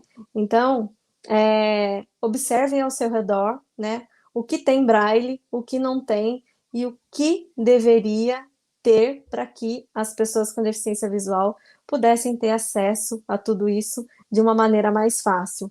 Finalizando, eu acabei de achar aqui na mesa não achei nada, já perdi. É um projeto que eu fiz no município que eu trabalhei, de Caraguatatuba, de placas de sinalização Braille Ô, com Lu, desculpa, você pode latinhas. repetir o nome do município? Caraguatatuba. Cara, Os você consegue intérpretes. soletrar, tadinha? K de casa, Ah, Caraguatatuba. foi. Foi Foi. Acho que foi. no litoral norte de São Paulo, e a gente fez um projeto de placas de sinalização Braille para os espaços públicos. E eu utilizei para isso latinhas de refrigerante descartáveis, né, um produto descartável, através da sustentabilidade. Coloquei Braille nessas plaquinhas e para fixar nas portas, na recepção, nas portas, enfim, dos estabelecimentos públicos. Por quê? Porque o material Braille ele é muito caro. Então, a gente precisa levar esse acesso às pessoas. De que maneira? Através de recursos caseiros. Então, a gente fez esse projeto, nós colocamos o Braille em todas as repartições públicas do município. Estou procurando a placa, não achei ainda, mas se eu não achar, fica aí a ideia. Fazer com latinhas de refrigerante. Eu apresentei também essa ideia num congresso em Portugal e foi muito bem. Achei! Aê! É, dá Abaixa só pra... um pouquinho, que tá refletindo. Agora para a direita. Agora sobe um pouquinho. E agora tá Perfe... refletindo. Mas Tá tá ótimo. refletindo? Isso, Porque é de isso. alumínio, né? Sim. Foi afixada numa plaquinha de EVA por trás, um EVA toalhado, para aderir à lateral da plaquinha, para não cortar a mão.